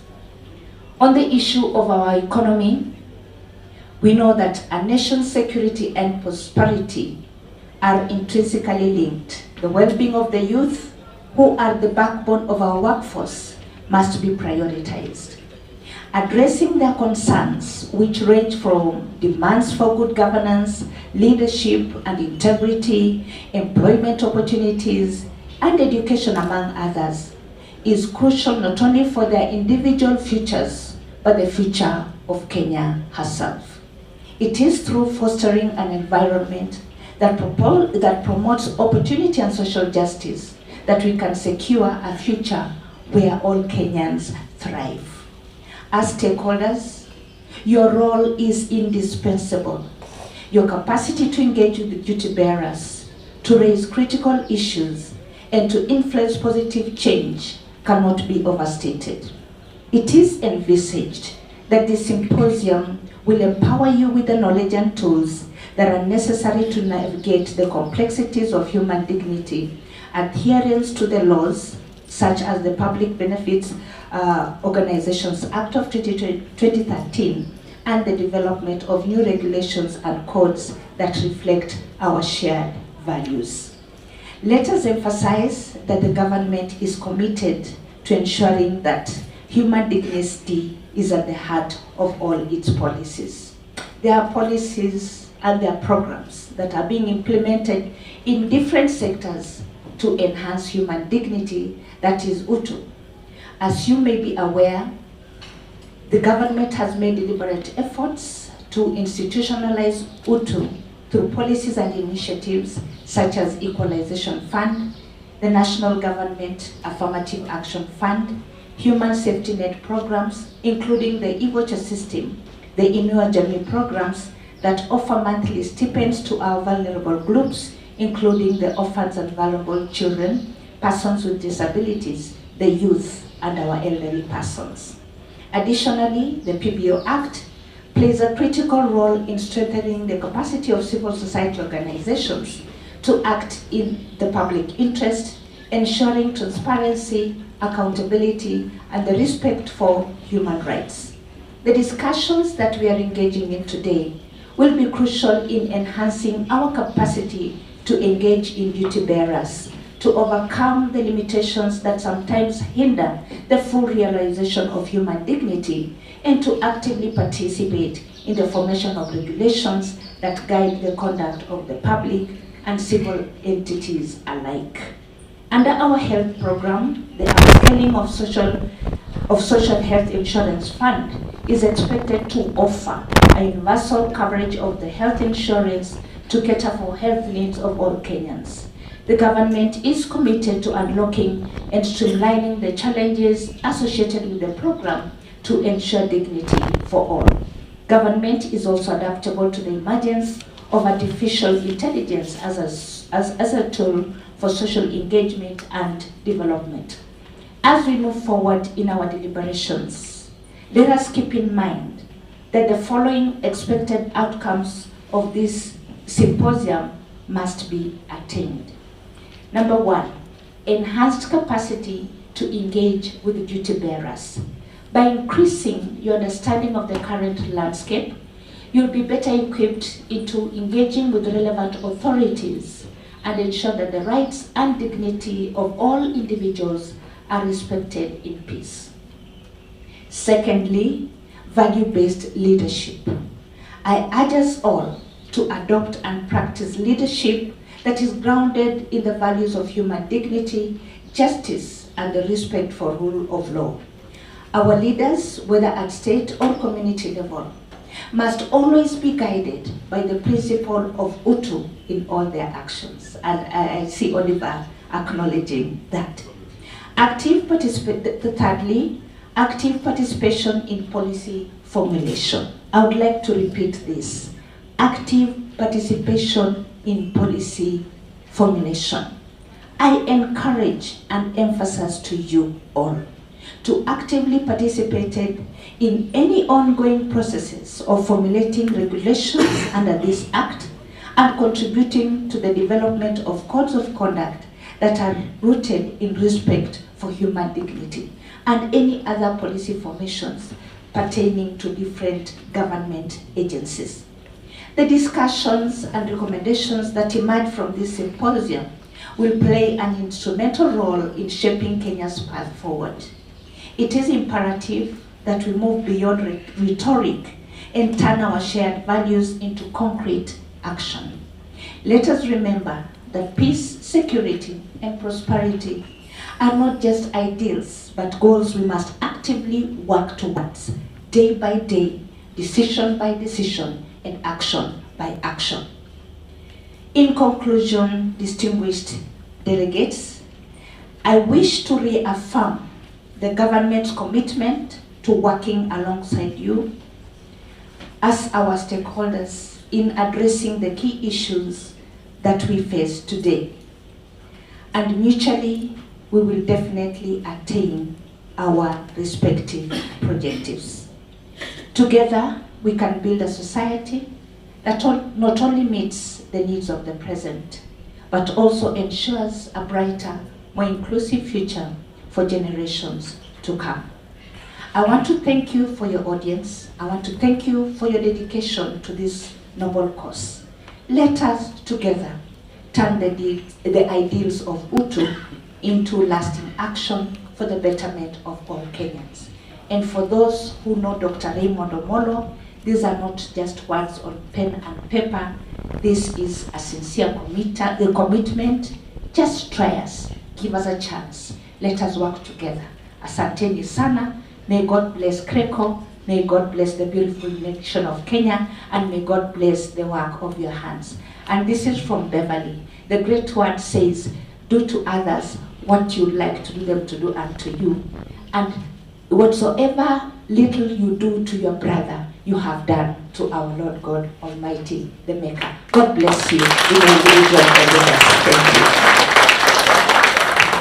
Thank you. Thank you so much. Let's clap for her for those very powerful words. So we are going to get to another brief moment of an isikuti, but that is going to happen when we launch our Utu. There's a document we want to launch. I don't want to reveal it as of now. So I would like to humbly request the chief guest to join me back on stage. The chief guest, government officials who are here, the government officials, embassy officials, the CRECO board. Yes. I'm told there's an Ayumba who is a government official. A chief should join us. Yes, Sister Michelle, TI Kenya, ELOG, Honorable Jael. Our chief has already joined us. Collins of Kisii University. Yes, Ambassador Okara, Esau, and Abubakar. Yes, you're all asked to join. And Josiah and Oeki, CFF, please come. So, Joshua, you take over from here. Thank you very much. Maybe I think the space is big. You can allow us. Mercy and group. Okay, great. So you can hand over to our chief guest the documents.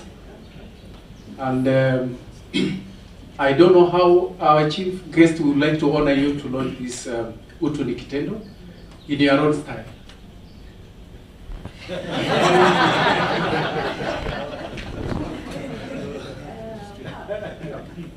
With the permission of Oliver.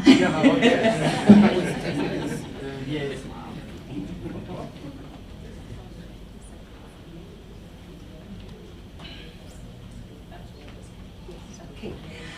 Ladies and gentlemen and distinguished fellow delegates, on behalf of Dr. Raymond Omolo, our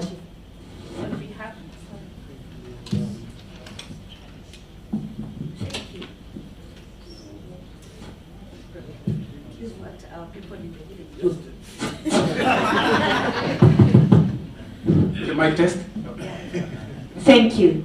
On behalf of Raymond, it is my distinguished honor and single privilege to be able to launch the Utu ni Utendo and Utu ni Kitendo documents. It's my pleasure to declare them officially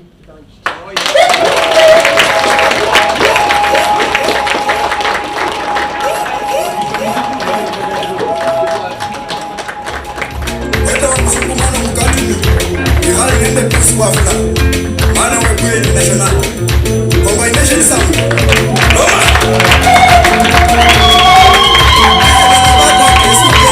Upset,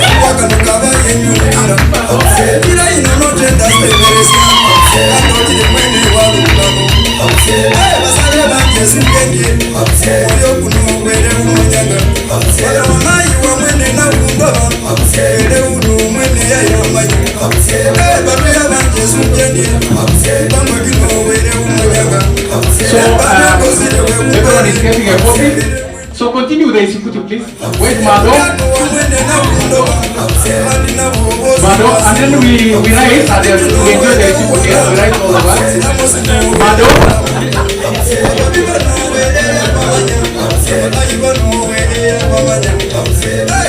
Mado.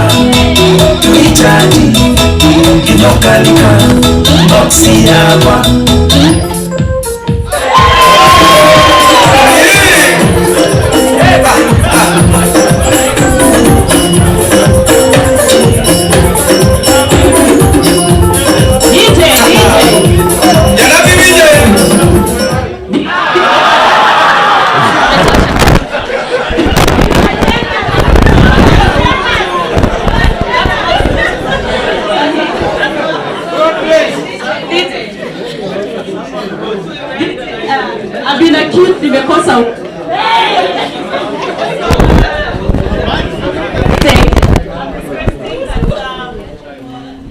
requesting that we take out group photo with our books, at least you knew to studio. So and then we will do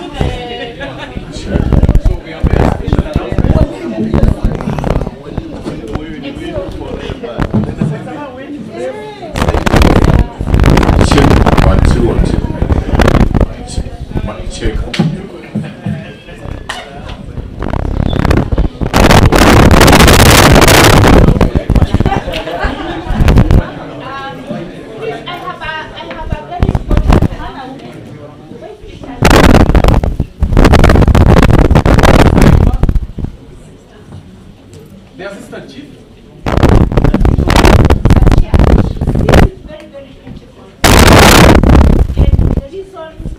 You are in that space is because what you're doing is in consonance, particularly with the agenda or objectives of our State Department. It has a great impact on the cohesion and security and peace of our nation. I urge you, in case you want to undertake any activity on this in any part of the country, kindly reach out to us, and through our officers we'll be able to create those forums for you. And you'll also be part of that, and we can collaborate. In addition to that, as you work in the country, where you come across any issue that borders on peace, cohesion, and Utu, kindly bring it to our quick attention. And I want to give you my number. Yes. Yes, Utu leader. Yes, I have to give you my number. Feel free, if you don't get it, text me on WhatsApp, including the comrades. Yeah. Yeah, including the comrades. Please, yes. Chief, tutaanza na wewe. Next week, andaa baraza ya utu wako. Na wenye wanatoka Kakamega, whoever is working there, mwanze. Yes, okay? Yeah, I just said that what they are doing, utu is in consonance with what our functions are, our mandate is, and our objectives are as State Department. So all the forums that any of us here want to convene, we are going to convene with them together through our barazas and any forum. And in addition to that, any feedback that you come across that needs our attention, please give us that feedback. My telephone number is 07 26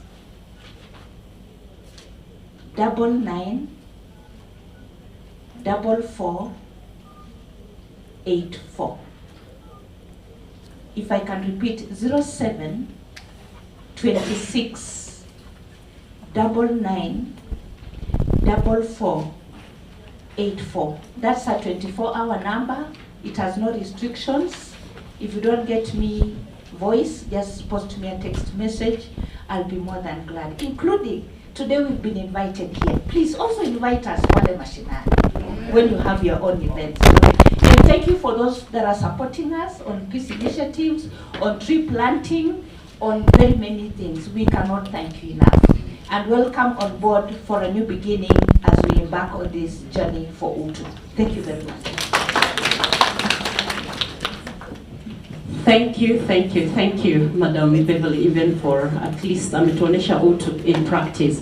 So, colleagues, ladies and gentlemen, kindly, I just request we, Bernard, up here, please.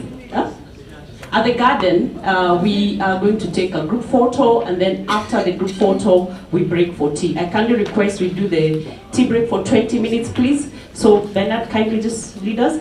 Bernard is leading us to where we are taking the photo. Kindly, let's just call Bernard so we can save on time. Join the conversation on Utu, Trigger, and at DigiCalv 254 on all social media platforms.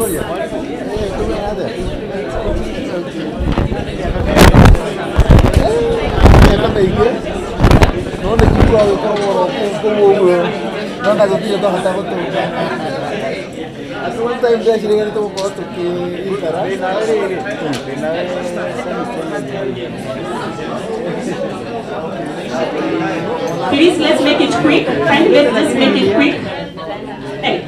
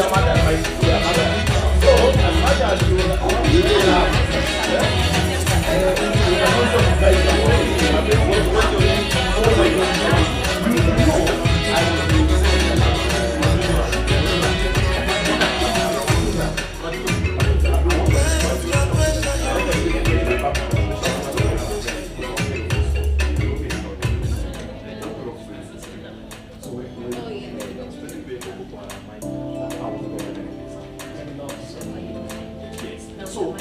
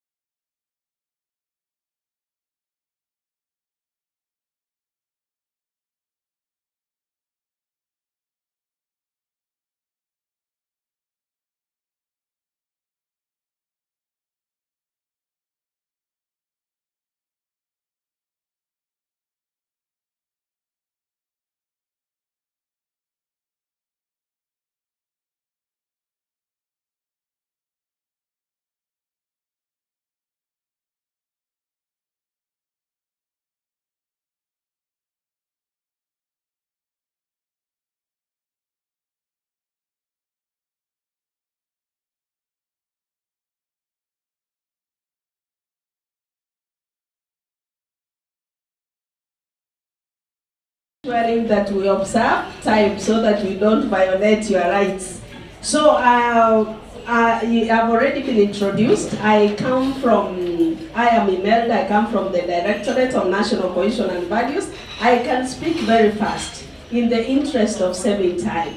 So I just want to say something briefly about the Directorate of National Cohesion and Values. I'm seeing we don't have visibility amongst the stakeholders here, and we need you to collaborate with us so that we can push this agenda on national values and principles of governance. So this is a directorate, and the NCIC is a commission established under the National Cohesion and Integration Act 2008. This is the directorate established through executive order number 1 of 30th May, that is 30th May 2008. That was immediately after the post-election violence. When we sat at Kenyans, we realized that we had a gap in terms of consolidating national cohesion and integration. And that's why after any time we neared the electioneering period, actually we started looking at each other. You come from Western, you come from where, you are not part of us, and we start fighting. So this directorate was established to consolidate matters national cohesion and integration in the country. After the promulgation of the Constitution, and that is why I am here today representing the Directorate, we had this very important component that was incorporated in our Constitution, the National Values and Principles of Governance, Article 10 of the Constitution. That is where the national values sit, and I'm going to talk about the national values in Article 10. I have been made to understand that all of us have read the Constitution. I hope we don't have Kenyans here. You know, kuna wakati ule tulikuwa tunaulizwa umesoma tupitishe Constitution. Wengine walisema our members of parliament read on our behalf. I hope we don't have such Kenyans here, because it is our Constitution. When you go to the preamble of the Constitution, it says we the people of Kenya, isn't it? You are among the people of Kenya. So as I speak today about national values, I hope you have read Article 10 of the Constitution, because that is what gives life to us as Kenyans. It's the software that we have been missing. That software, when it's not working, as a country we cannot make progress. And that is why, even when you go back down our history, you realize that the same mistakes that were there at independence, they keep on repeating. Is that true?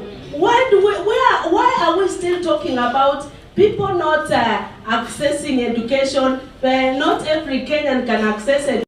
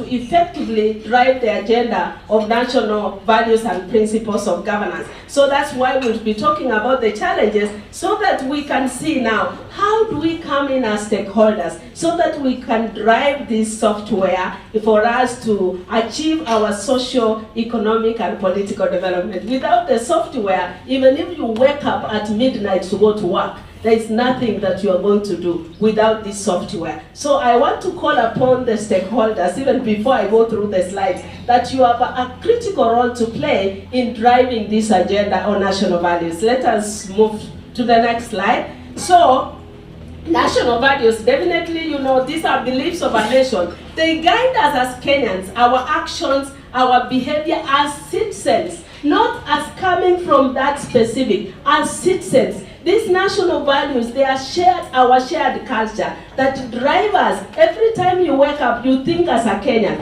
what is this that I want to do as a Kenyan? Sio mimi nimetoka kwa Mukisi na nini tuanze kupigana na the Maasai on the other side. As a Kenyan, how do I live? This is what the national values are about. And they guide us. And when it comes to those who hold positions of responsibility, the national values, they become standards that actually guide us in the manner that we deliver our services. And that is why we say principles of governance, they don't change. Let us move to the next. I hope I'll do this within 10 minutes. So we are talking about, I don't want to talk much about this. Let us go to the next slide.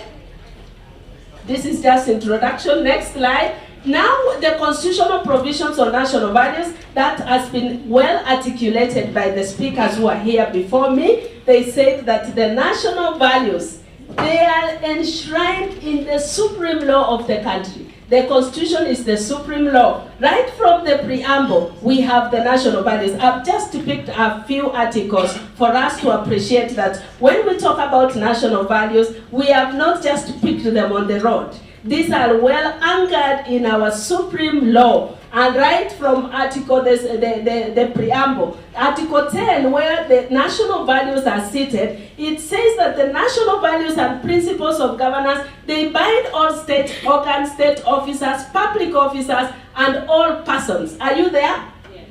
Are you there? You know, tumezoea watu wengi wa Kenya wengi wanasema hizo values ni sawa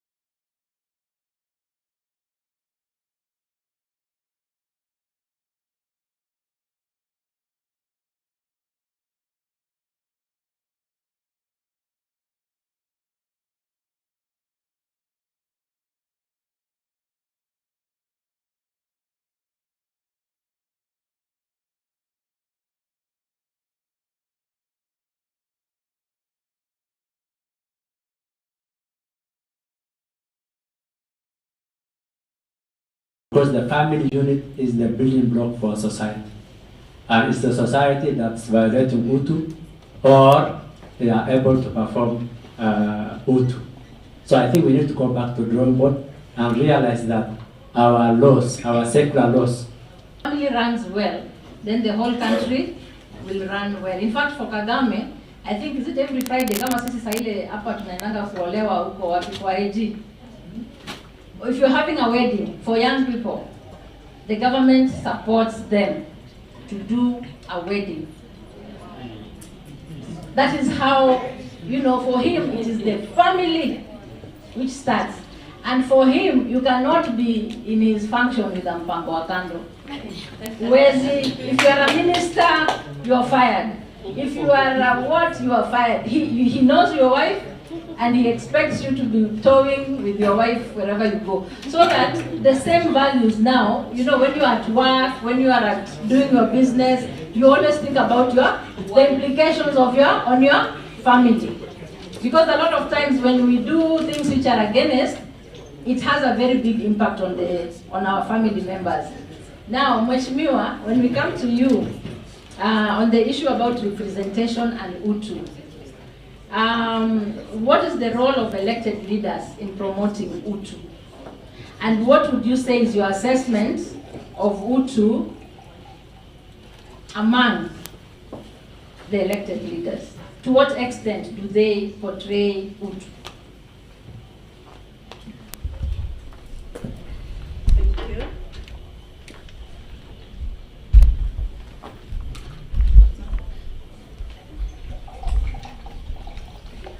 Thank you so much. I'll illustrate Utu by a story of an elected or a special elect member of County Assembly or National Assembly. When I get to the ground and I want to vie for a position, I will present myself to the community.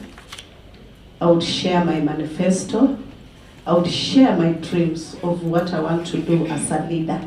And sometimes, either I'm selected by the community to run, or I've presented myself to run because I've identified a gap somewhere in the community.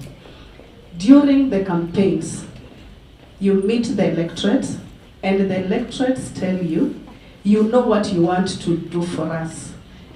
Just give us the 100 or the 200, go on your, and then you proceed. Already we've started breaking the Utu principle at that point, both by the leader and also by the electorate. Then we proceed, I get to the ballot, so I have bought my votes to an extent which is contributory by the leader and also by the community. I am inaugurated. My manifesto does not mean anything at that point. What I'm thinking about is, how am I going to recover what I've used? And at some point, I have people that funded me or funded this leader. Why are they funding the leader? Because at some point, they would go for tenders. Hello? At some point, they will go for contract. Are we together? At some point, they are looking at this leader to give them certain position. Are we still operating under Utu? Both of us are not operating under Utu. And then, I am this leader who has to sit in a panel to select a commissioner, to select another leader, a CC or a minister. And we say, can we bring forth chapter 6 of the Constitution? Do we honestly in ourselves believe that while we are seated on that panel, we are actually advancing Utu? Most of the time it's no. Then we get to the leaders that we elect, and we have the laws that we need to pass, the policies that we need to formulate, the implementation of the same policies. And then my friend, whom I have given a contract, I come back and say, I need 40% of that contract. Mind you, that is a contract to construct a hospital, that is a contract to supply medicine, that is a contract to construct a road. One day, Oliver, you will have your granddaughter or your daughter. They are in a village, at a village in Shamahoho, married to one wonderful man there.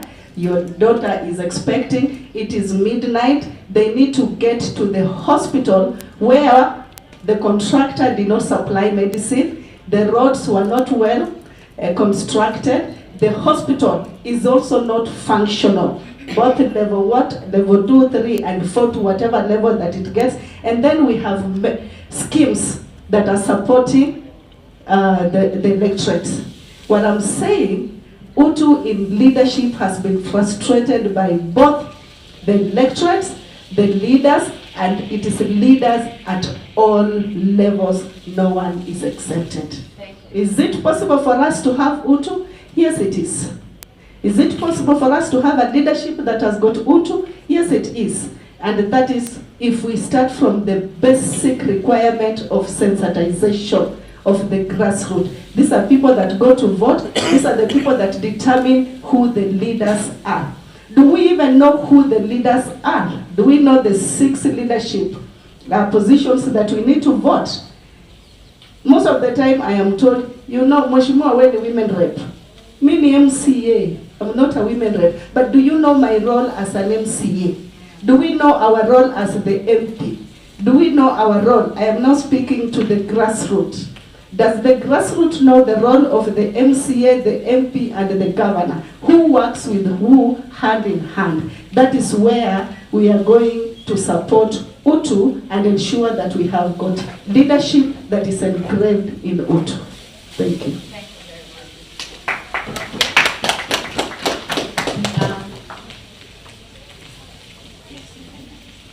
Thank you. We now go to Joshua Okaya, who is the president of the Kenya School of Law. Tumpigie makofi. We saw the fights last year.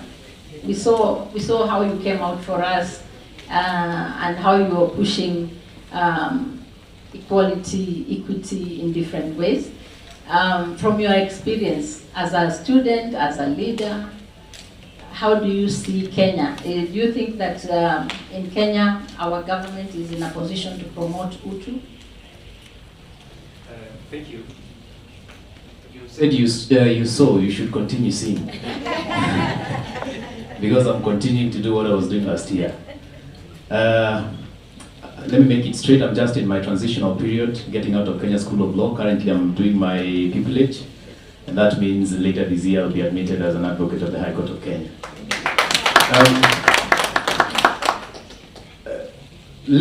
I think Mheshimiwa has done a good job attaching a story to it, because most of you will be able to go to the internet and get statistics and whatnot, and probably read a copy of the Constitution, but you're not able to be in someone else's shoes. So thank you. I also take that direction. A friend of mine last year,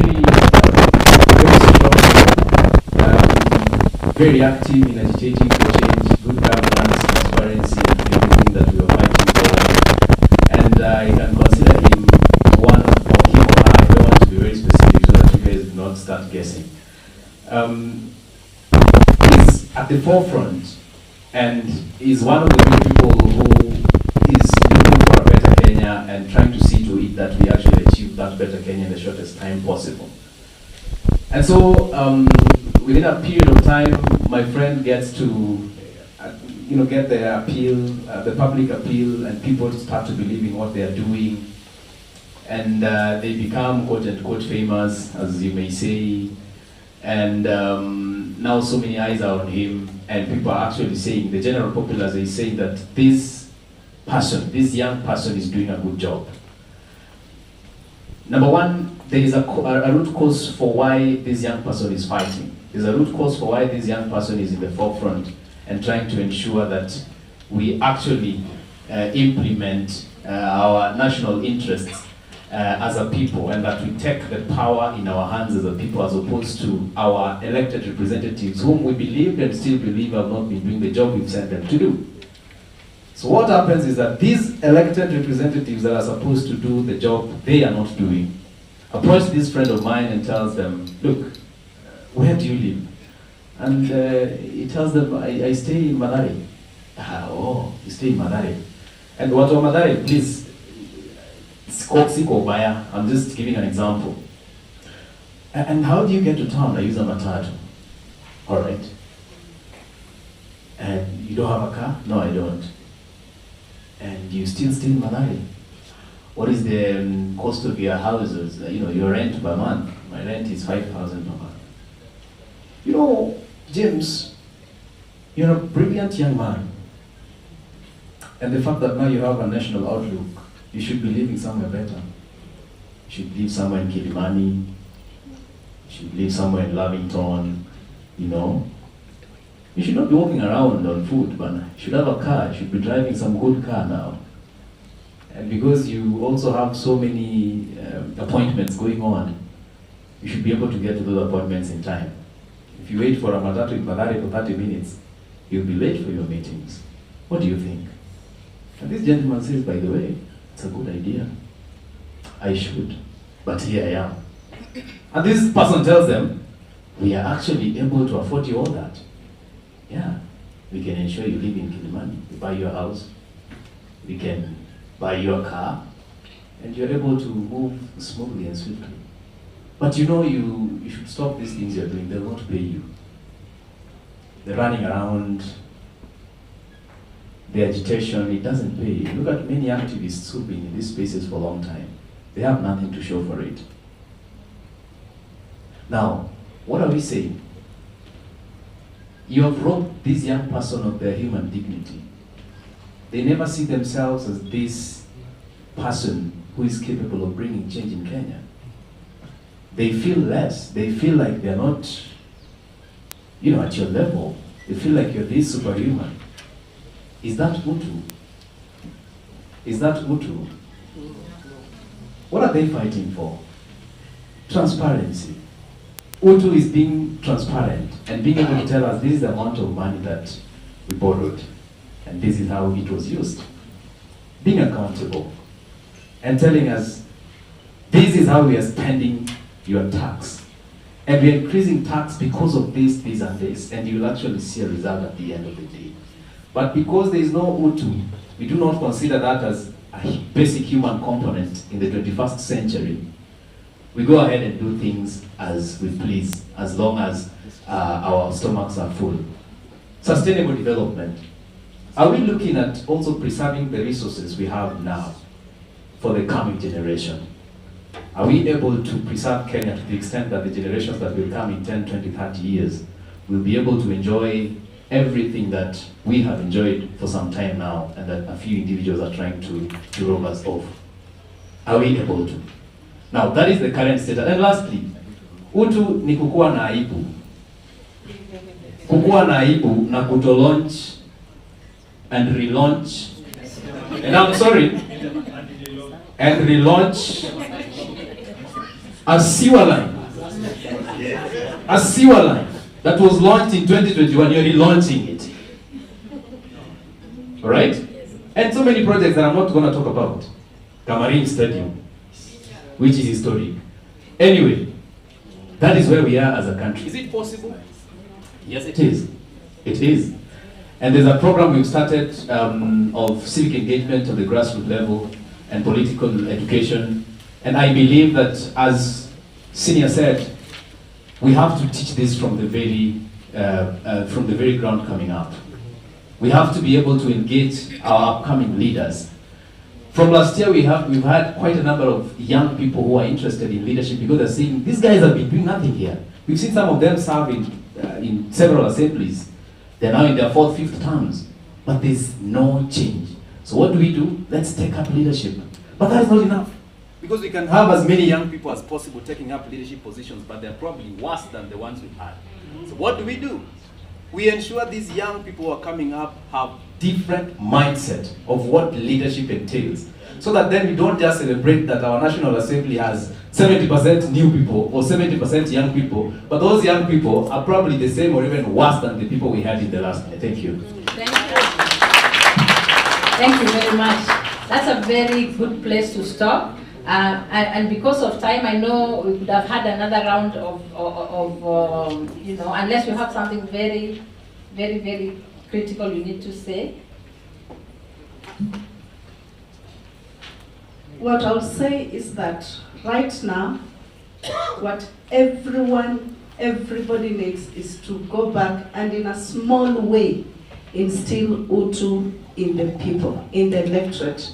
Because if the electorate are going to the ballot, exercising their Utu to vote the leaders, then as the leaders in every scale that we are, we need to return back or give back to society Utu. When we say we are going back to give back to the society, this time around what we need to give back is Utu. Thank you.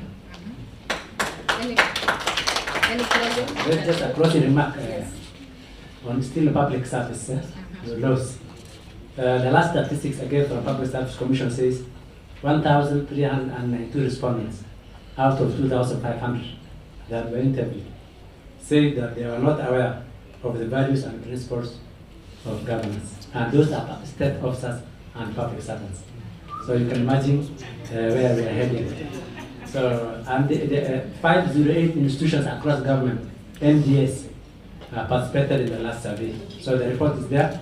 I don't know whether to present it to the president, but there are gaps, and you can imagine that. Thank you. Okay, thank you.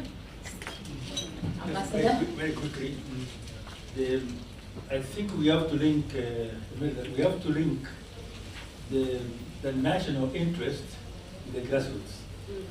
This is where I like people, because can I just make an observation there very quickly to demonstrate?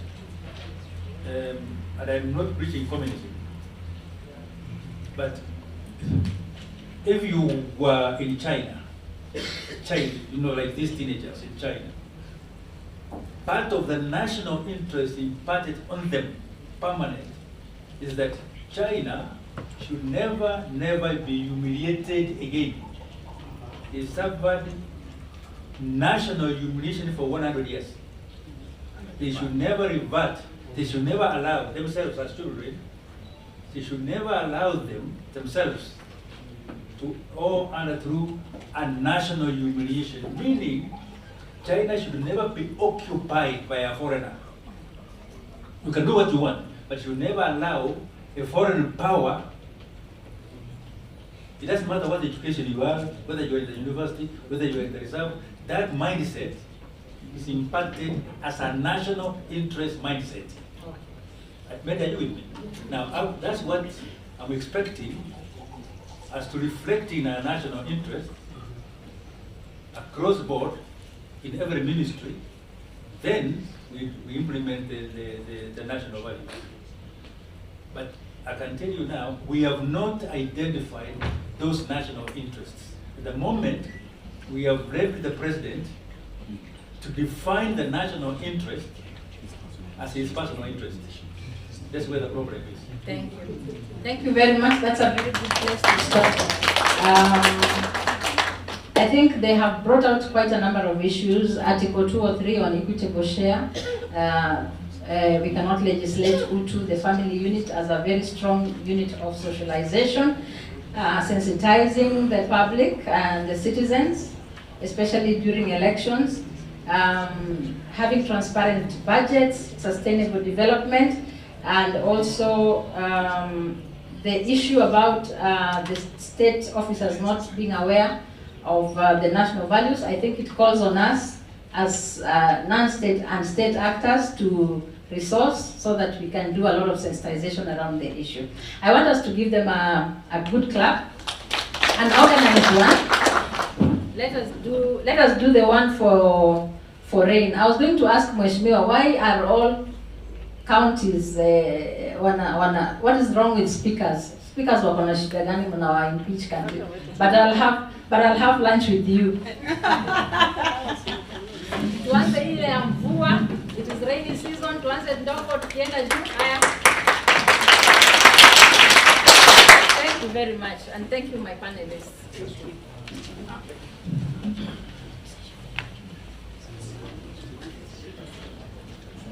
Thank you so much, Helen, Medora, and the panelists, thank you for your time. Thank you for the rich conversations and discussion. And it's really worrying, the numbers, Hashim, that you've shared. So, and we shall be interrogating this during plenary. Hello?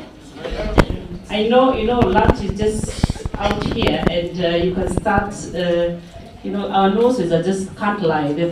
They're frying things there.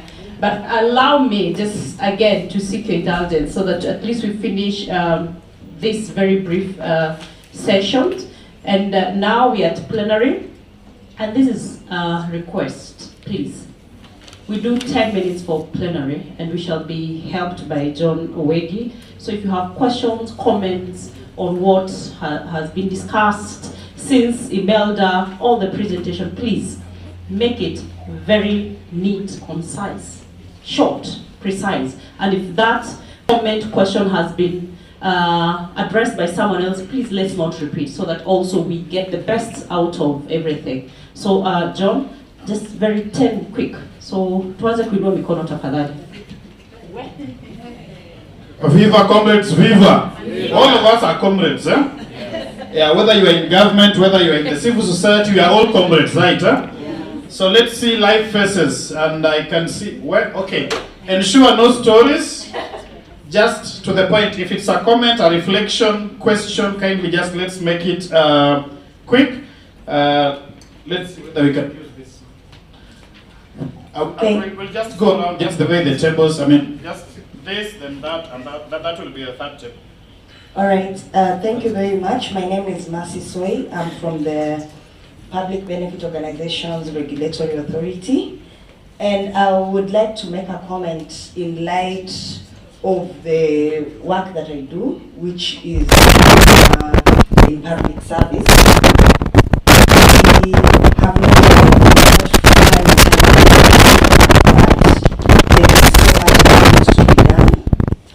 there is so much Utu-lessness that goes on in the public service space. We have brought that out very well. We keep doing that in different forums.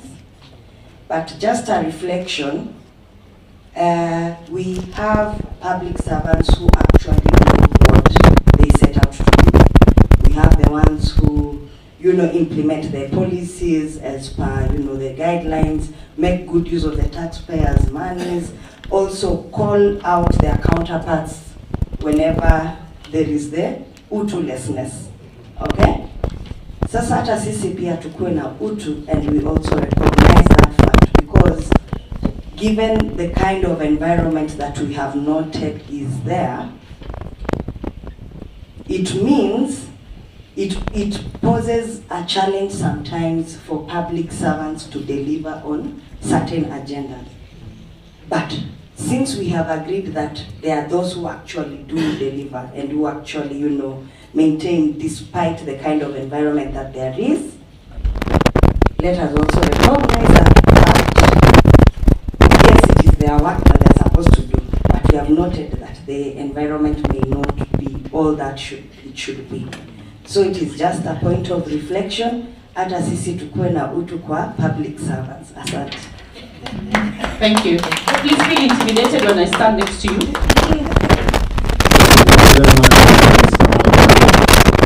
I feel that since the time contact with the state and the government, Utu has been reducing to the extent that, to borrow what she was saying, we are Utu-less. And therefore, my feeling is that the less we have of the government in people's lives, the more Utu we shall be able to cultivate. And I think the next point that I want to make here is that education is one of those critical tools of building and instilling Utu, which has been destroyed. And I think since we have left it to the government, then they are not going to help us with building the Utu. So I think basically is that we should have less and less of government and state in our lives. Thank you. Thank you. Yes, kwa majina naitwa Mwangi Muraya wa Nyambuki, nimetoka Nakuru na nashukuru. Kwanza lugha ni chombo muhimu ambacho kinaweza tetea ama kuleta utu pamoja, na vile ambavyo tunaelekea kutumia lugha za kigeni. Kwa mfano, nimeiba pesa, watu wamepelekwa, wamekufa, lakini wanasema yule ni corrupt. Lakini kama ningeitwa jina langu na lugha ya ambayo ni ya Kiswahili kama mwizi muuaji, ingekuwa vizuri. Kwa hiyo lugha, ningependa kuuliza lugha ya Kiswahili haswa tunaiweka wapi katika programu? La pili, tumekuwa na mfumo wa SHA ambao unachukua data zetu za kiafya, majina yetu, miaka yetu na kila kitu, na tumesikia kwamba kuna mashirika kama USAID ambayo yalikuwa yanachangia katika masuala ya afya. Rais wa Marekani kutokana na maslahi ya Amerika amevunja hayo mashirika, yameenda na data zetu. Je, hii data tunapoelekea mwaka 2027 tunapoelekea katika uchaguzi, je, kutakuwa na utu kweli katika uchaguzi? Na kuna watu ambao wako na data zetu, na huu mfumo wa SHA about our national values, ni kwa nini kandarasi ambao tuliingia na ambao walitengeneza tunasema ya kwamba hatuwezi access, na uko na data za afya zetu na majina yetu? Je, ni muhimu? Unaweza kuwa ni mpango wa 2027 tunajaribu kufanya vile mitambo itakayopiga kura. Okay, thank you. We have this. Yeah, we'll come to that and then we'll finalize the. Oh, there is one. Okay, let's just proceed. Viva Comrades, Viva. Viva. My name is David Karani. I'm a grassroots human rights defender and also a member of Elebo Bora Working Group. Mine is just to really talk about a very important issue, inclusion. The inclusion of persons with disability in this conversation. At times, the level of utu that a person with disability may be wanting may be on another level. We may be. It's important that in this message we also include the importance of having utu in inclusion.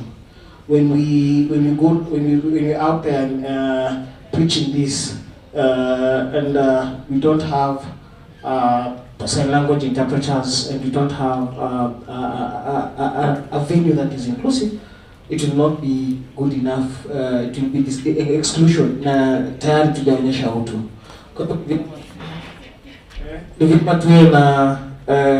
At least another conversation on the inclusion of persons with disability.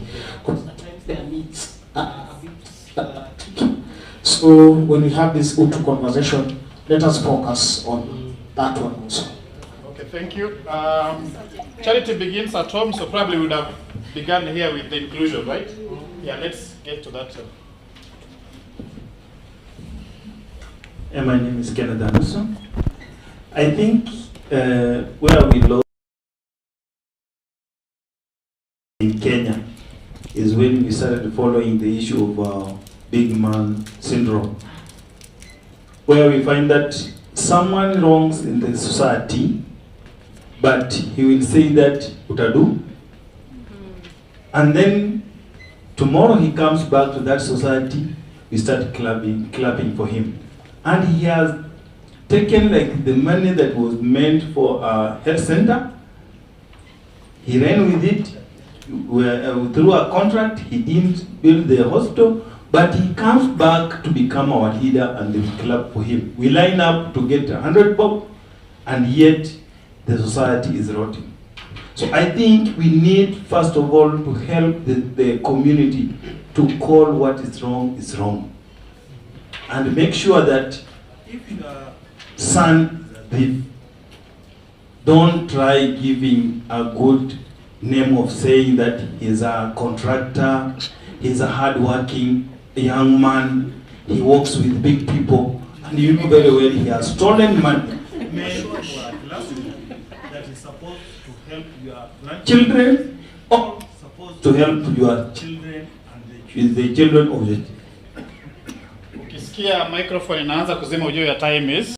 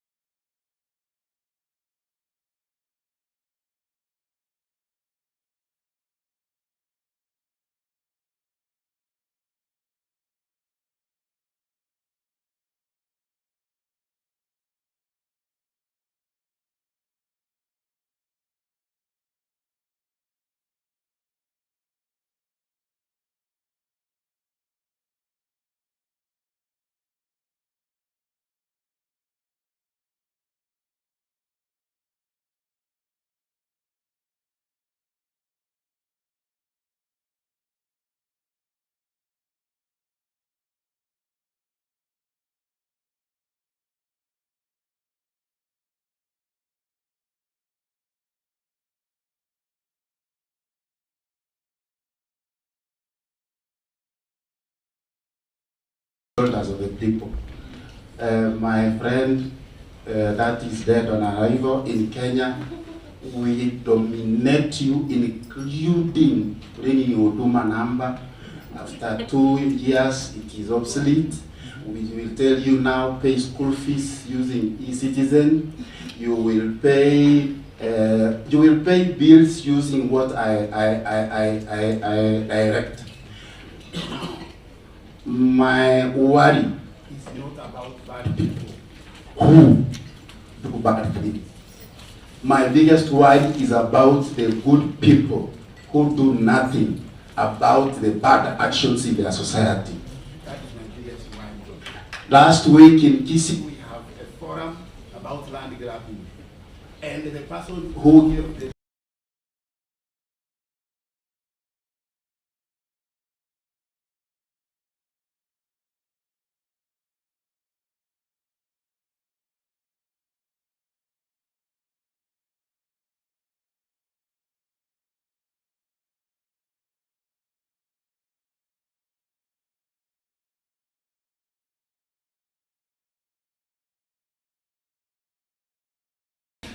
I don't know, because I'm going to go to the office after that forum. I will have no job for saying the truth. I think I will take whistle. What will I do? But in short, duty bearers who do nothing about their duties. We know there are hotels in town which are sitting on public land, including private school lands, and we still vote for those people. My brothers and sisters, there is no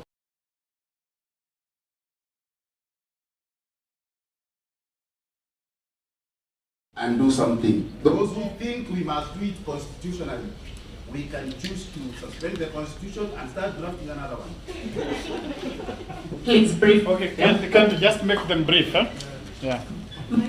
My reflection is on this same project. We are implementing it with support from Uraya, but part of our work is with the high school students, because then when they transit, they become first-time voters. And on Sunday, we had an inter-school debate, and one of the students said, we keep on telling them about transparency, transparency, transparency. If I am a public servant and I practice corruption, for example, I'm corrupt, and I come out to the public and say I am corrupt, then that is being transparent. That yes, I am a corrupt official, but I'm practicing integrity because I am letting you know that I am corrupt. So I think in the teaching of these values, especially to the younger generation, it's important that you don't teach them in isolation. It's transparency, accountability, hand in hand. Yeah. Thank you. So if you're a thief, you just declare you're a thief. Yeah. Please, let's keep them brief, yeah? We have two in that. Okay, my name is Victor. I'm from Mombasa, representing Alpha and Omega community-based organization. So after the Gen Z revolution, I think what should be done is at least see how we can strengthen public participation, especially among the young people, because the young people felt that their views were not heard. So it's not a matter of killings and abductions, but at least see how we can create awareness on the importance of public participation and community engagement. Thank you. Thanks. Thank you very much. My name is Stephen Pande. I work for Justice Africa. I have a question. How can we reclaim what we seem to have lost in Bomas? Can we start thinking about a comparison of the Bomas draft and the draft we have and the constitution we have now, and start thinking about reclaiming? I'm saying this in regard of what was discussed by the elder there about public interest. Thank you. And then we'll finalize with him. Okay, my name is Mesha Tsisena from Tangaza University, and I work for Action Network for the Disabled. And mine is just a food for thought. I was just reflecting on Olive's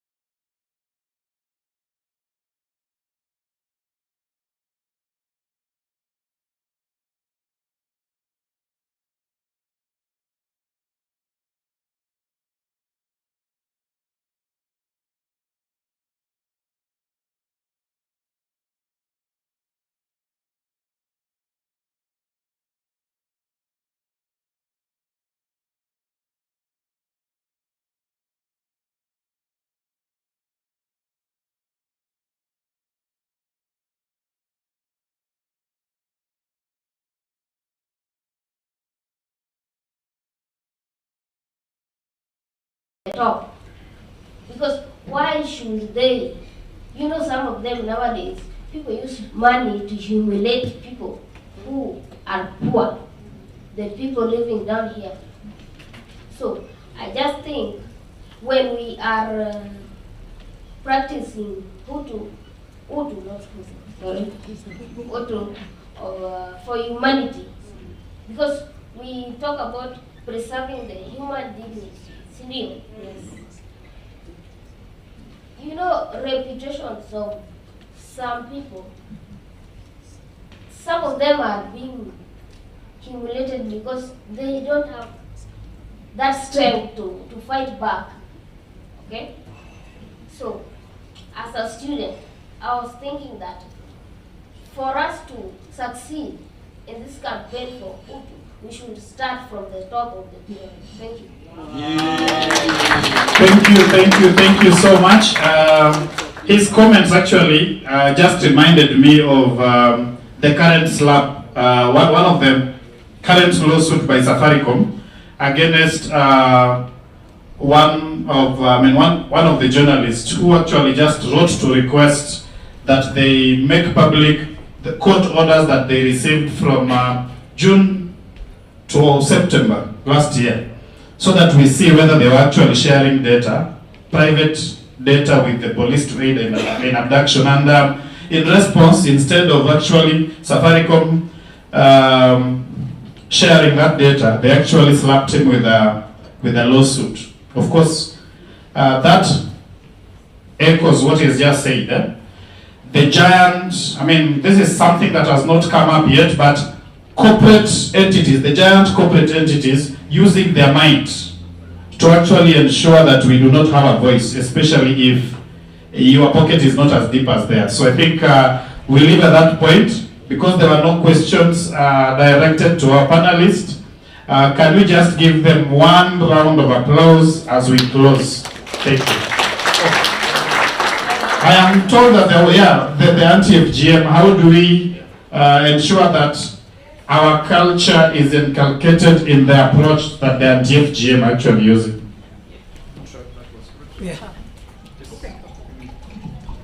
Thank you for that. Anti-FGM board does not say that all our cultures are bad, but the board, on behalf of government, is implementing international instruments on the rights of the child. A good one is CEDAW, Convention on the Elimination of Discrimination Against Women, UDHR, the Universal Declaration on Human Rights, Agenda 2063 on African development, and many more. And it's not that all our cultures are bad. We have positive cultures, which even the WHO has embraced. For example, circumcision of men. The board does not fight circumcision of men. And the WHO embarrassed all other countries to embrace circumcision. Just as an example, because of the positive implications of circumcision. I'm not saying that communities that practice male circumcision are bad, not at all. But I'm just emphasizing the need that there are positive cultures, and there are very many, over 99%. But where we have harmful practices, just because it's a communal culture, we should not just leave it to continue happening. A good example is the killing of twins. The first birth, if your first birth are twins in the village culture, they are killed, isn't it? And there's a case going on already, where a mother has lost her two twins, first birth, because they have been starved to death. That's the culture. So you can imagine the father, the grandma, the victim who has lost his kids are all in court today. So there's no way you can stop saying that's a culture and it should continue. But we usually encourage alternative rites of passage, where these are requirements for somebody to transit to womanhood or adulthood. I think the communities must embrace alternative rights, where community recognize that this child or this person has reached a particular age, and therefore he has transited from being a child to being an adult, or from being a girl to being a woman, so that all other necessary traditional practices after becoming an adult are applicable to the child or the girl. So we don't discourage all our cultures. They are wonderful, and let us impress other countries of passage. And I want to say something small. In 2018, the UNFPA carried out a research on maternal mortality deaths in Kenya. The leading counties with 3,800 deaths for every 100,000 is Mandera. Number 2 is Wajir. And if you look at the prevalence rates of FGM, Wajir is 97, Mandera is 96. It was attributed to FGM-related complications. Number 2, our doctors have never been trained on how FGM looks like in communities. And doctors posted from other parts of Kenya where FGM is not practiced and have been posted to regions where FGM has been practiced during birth. They reported that as congenital disorders for those male females. So you can imagine that, because this doctor has never had it. He's married to somebody who has not undergone FGM. So when the lady presents for labor and is brought to maternity, doctors have said this is a congenital disorder. She was born with it, and they shown her complications after complications. So you can imagine that, and I'm happy that there are ACAF in the University of Nairobi is now training doctors on presentations of different kinds of FGM. Thank you so much. Thank you. I request, I know we still have questions. We'll have another plenary session, but after lunch, because again, we don't want to rush everything just for the sake of it. So I request that we pause. Miss About you had a question, I saw your hand up. So please, after lunch. So the two sessions, we shall have them because we still have the session on Utu, the youth and artificial intelligence, and then another panel discussion. We request that we move this after lunch because, I mean, also welfare, issues of welfare are very important. Senior, Utu pia. So nawaomba kwa heshima, we break for lunch, we have meal cards to that table, watatupatia. Naomba tafadhali tukule tu lunch mpaka 2:25 kwa heshima tu, nawaomba tena kwa heshima. Alafu turudi tu humu ndani, humu tu tukae ndani, ndio tupate Maura try, yeah? You're good. Maura, si hiyo Kiswahili ndio hiyo nimecharana. Ndio hiyo sasa. So naomba tafadhali kwa heshima na tathmini. Ero. So 2:25 tafadhali tukue tumerudi na tumekaa kwa viketi. Ndivyo hivyo sasa. Enjoy your lunch. Ndio kwa viketi. 25. Yeah, now it's 1:25, right? Yes. So 2:25, yeah? Bone, this is tutafanya nini?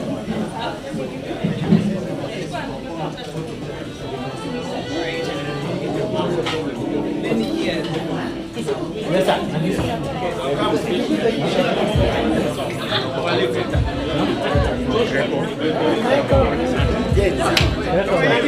Thank you so much.